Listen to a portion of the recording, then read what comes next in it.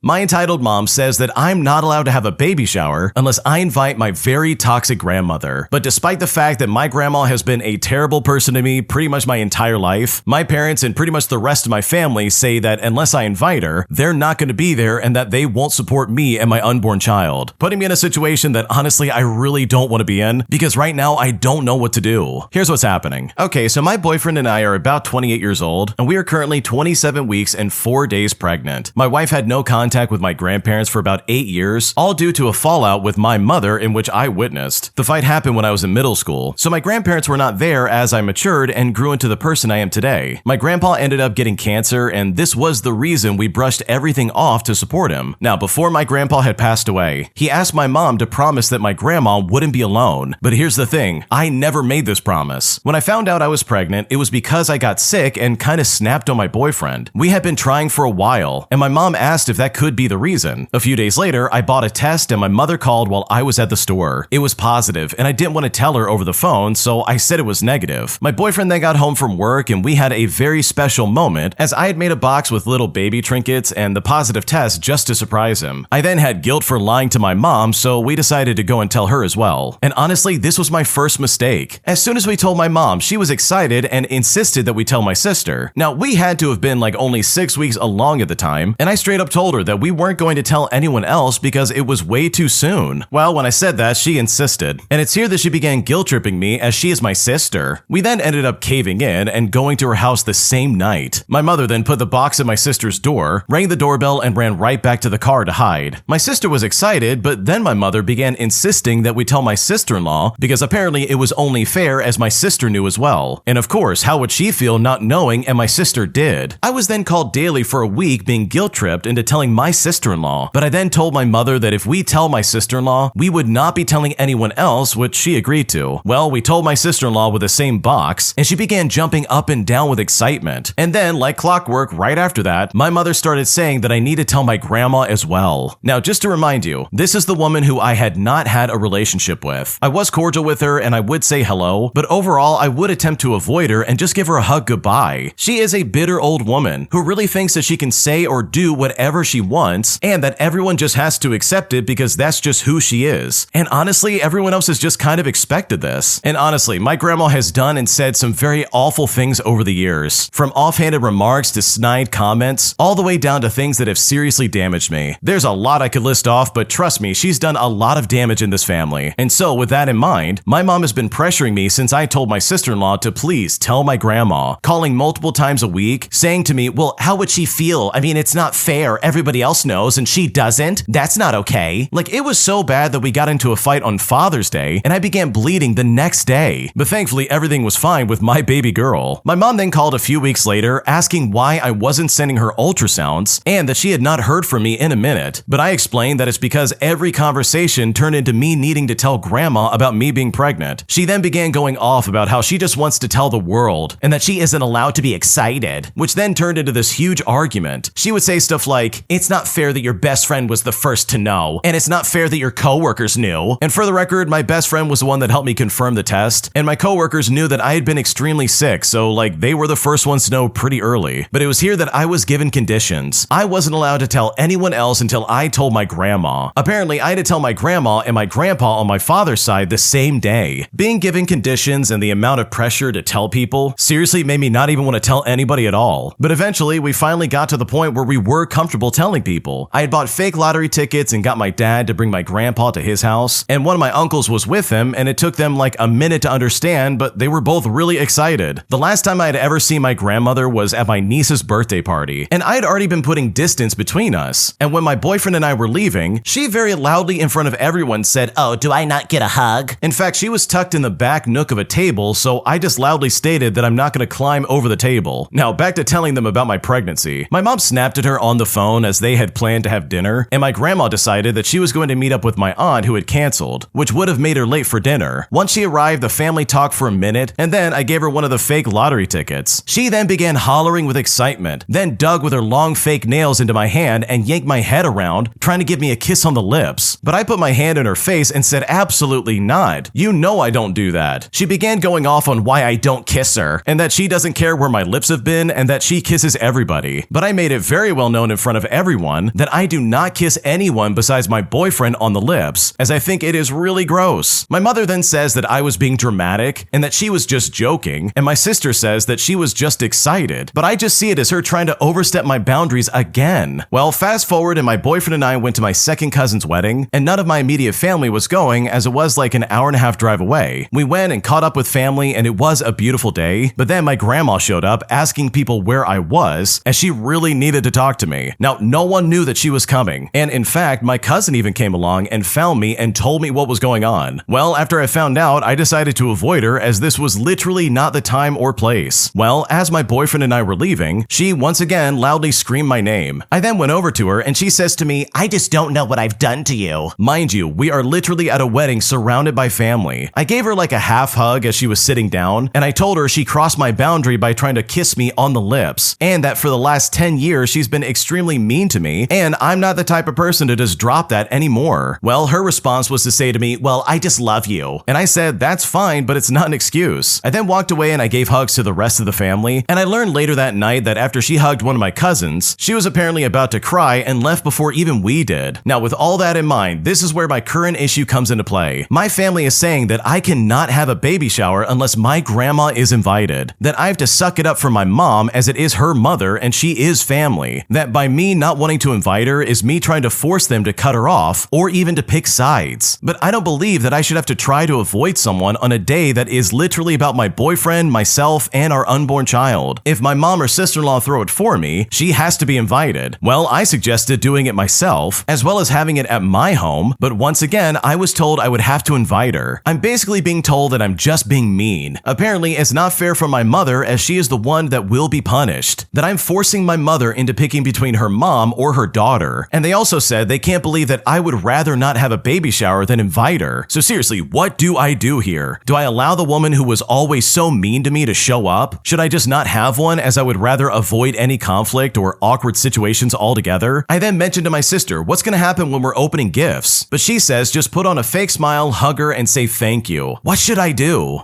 Okay, in my opinion, first off, I think no matter what you pick, this is gonna suck either way. If you decide to go the route of just inviting her and being done with it, you are going to be miserable the entire time. I guarantee it. It's 100% gonna suck. It's gonna be awkward pretty much no matter what you do. And you can bet your grandma's gonna say some snide crap that you're definitely not gonna like. So if you wanna keep the peace and just kinda like let it slide, then sure, go for it. This could work if you could stomach it. But considering some of the things that the original poster like actually talked about, and trust me, there was way too much to list, like this grandma is a terrible person. Like if you really do take all that into account, I don't blame you for not inviting her. She sounds like an awful person, like seriously. And seriously guys, we're talking about this lady doing some awful things that just really would like grate your skin. So with that in mind, I don't think it's a bad idea for you to be like, no, you're absolutely not gonna be at my baby shower. And can we just talk about your mom for a second? Like seriously, this is literally your mom's fault. From the sounds of it, she kind of like allowed this crap to happen over and over again. And she kept pushing you to tell more and more people when you're like, dude, I'm literally not comfortable telling anybody else. Why can't you leave it alone? Like this is way too early to tell people that I'm pregnant and all this other stuff. Like this really was the domino that kind of like made all the other ones topple. Like that's so annoying. But I think overall, if I was in your shoes, I would absolutely never invite her. I would pretty much explain that based off of like a lifetime of your garbage, no, I'm sorry, but I cannot invite you to my baby shower. Like absolutely not. That's unacceptable. The way she's acted is so toxic, it's not even funny. And that for me would be like more than enough incentive to be like, yeah, you can't be here because I don't like you. And obviously I'm speaking for myself because you know your situation way better than I do, so don't take my word for it, like do whatever you gotta do. But seriously, if someone's gonna mistreat me like that and then suddenly expect us to just be family by the time I'm having a kid, then they're gonna be sorely mistaken because there's no way that's okay. But regardless of whatever you do, holy crap, you are over 27 years old. Your parents do not decide what you can or cannot do. And at the end of the day, if you wanna just not have a baby shower, you can also do that. Because let's be real, just because you're pregnant doesn't mean everybody in the family gets to stake a claim over your time. Because if most of them have like allowed this toxic crap to happen over the years, then they're pretty much all culpable when it comes to like your grandma's toxic behavior. And that is not something that should ever be rewarded. If you like Am I the Jerk, you're probably going to love Am I the Genius. Check it out, link down below in the description. Also, go to amithejerk.com/submit if you would like to submit your own stories. Am I overreacting by wanting to divorce my husband after I found out that he had been lying about our finances for over a decade? Because after discovering that he had not been paying his taxes for almost 10 years, I'm seriously about to lose my mind, and at this point I really don't know what to do. Here's what's going on. My husband and I have been married for 12 years and have 3 kids, and also some adult stepkids who were adults when I married him. I have a good relationship with my stepkids who are estranged from their biological mother. I stayed home with our younger kids, whereas he provides the financials through a business that he owns. Over the years, I've asked him many times about our taxes, and I've always been told that they have been taken care of. But at some point, maybe like 5 years ago, we started getting notices of a lien on our house. When I asked him about this, he said it was some kind of clerical mistake and not to worry about it. I then started to get the inkling that he wasn't being honest, and I asked him about it many times. He would then be aggressively angry at me for accusing him of lying and convince me that I was being paranoid and trying to sabotage our relationship. A couple years ago, we started going to couples counseling for some other issues that we were having, mainly having a dead bedroom because I just don't trust him. There are some other issues, mainly with him, where he doesn't listen to how I feel, he dismisses me, and just treats me like his maid. In therapy, he also lied about the financial issues, but I didn't know that at the time. In fact, the therapist made me feel like everything was my fault because I was not trusting the relationship, but eventually things improved for just a little bit. Well, that is until a couple of months ago when I checked my bank account and I noticed that the government had basically taken some money out. Well, I confronted him about it and he finally confessed that he had not paid the taxes on the business in a couple years, which is for some reason connected to our taxes. He explained that he was just so stressed out and all this other crap, and even tried to blame it on his accountant. Now, I tried to get over the dishonesty, but a couple of weeks later, I found out that it's actually been like 10 years that he hasn't paid taxes. So when he finally came clean because he got caught, he initially only told me part of the story, and I'm honestly just over it and I want a divorce. I can't get over the dishonesty and the fact that I don't believe anything he says anymore. Not even him saying like, oh, I'm gonna go to the store. Not to mention the possible legal and financial consequences for me. But when I talk to people about it, they seem like they think I'm overreacting and that I should just try to forgive him. So honestly, what should I do here? Because right now I feel very confused. Oh man, this sounds like a nasty situation because yeah, I would be really pissed off if I found out my partner was doing this for 10 years because holy crap, that's gonna derail your entire future, dude. Like holy crap, did he really not think this would finally catch up with him? Like what, 10 years later, he's just now being like, oh yeah, I haven't paid any of our taxes,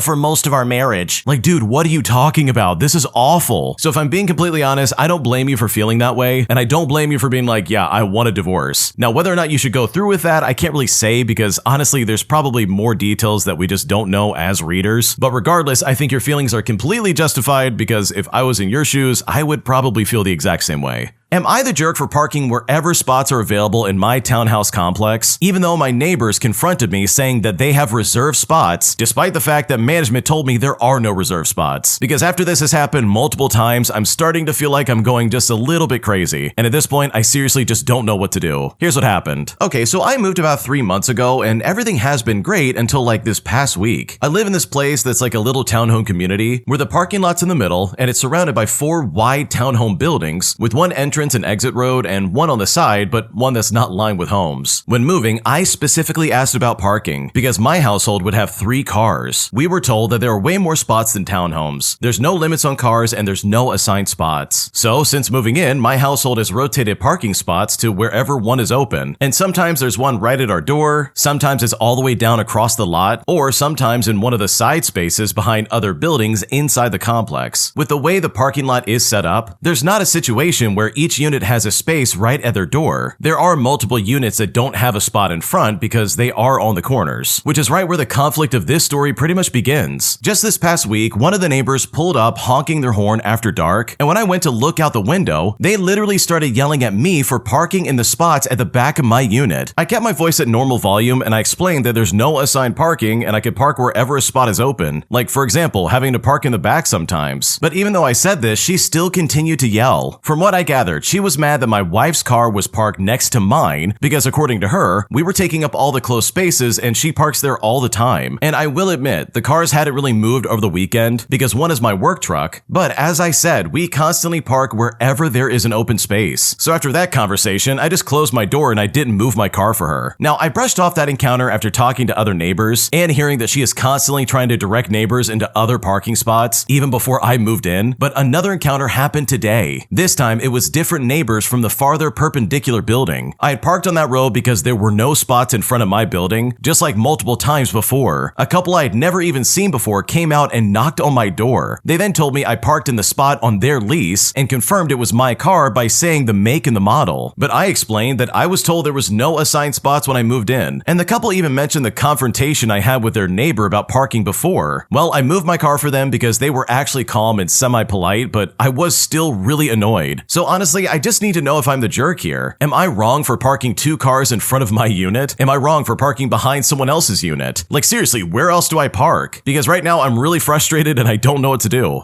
Okay, honestly, if that really is the rule, and I would probably get something in writing from like the homeowners association or like management, where it's like, yeah, you can park wherever you want, there's no assigned parking. Then for me, I would be like, sorry, there's no assigned parking, see you later. And I would absolutely refuse to move my car. Like you don't see me complaining I don't get a spot in front of my house. Why should you suddenly get your way if I'm not getting my way? And if I'm being honest, pretty much everybody in the comments of this story pretty much agrees with that. Like these neighbors can kick rocks and move somewhere else if they really want to get a parking spot. But to sit there and be like, that's in front of our house, we have that leased out, you need to move. Especially when that's categorically false and not true. Like, dude, no, I do not think so. That is so stupid. So in my opinion, with all that in mind, I don't think you're the jerk, and I think everybody else here just needs to grow up. Am I the jerk for refusing to run the office birthday fund anymore after literally everybody keeps ghosting me when it comes to paying for their portion of helping out? Because right now I feel used and very mistreated, and at this point I'm not sure if I'm making a mistake. Here's what's going on. To start things out, I work in a mid-size office with a mix of remote and in-person people. Years ago, I made a cute card for a teammate, and suddenly I became the birthday person. Human resources loved it because it looked like culture, managers loved it because they didn't have to think about it, and people generally just nodded and moved along. And eventually, the routine turned into a monthly hustle. I would collect $5 from like 20 different people. I would order a cake. I would write the card. I would remind everybody to sign, and then I would present it. Most months ended with me fronting money because 3 or 4 people said they would send late and then just forgot to do it. But this year, it got worse. We had 4 new hires and a couple of departures, so the list changed all the time. I then built a small spreadsheet in a group chat so that people could choose if they wanted to do it or not. A clear yes or no. But what actually happened was like 13 versions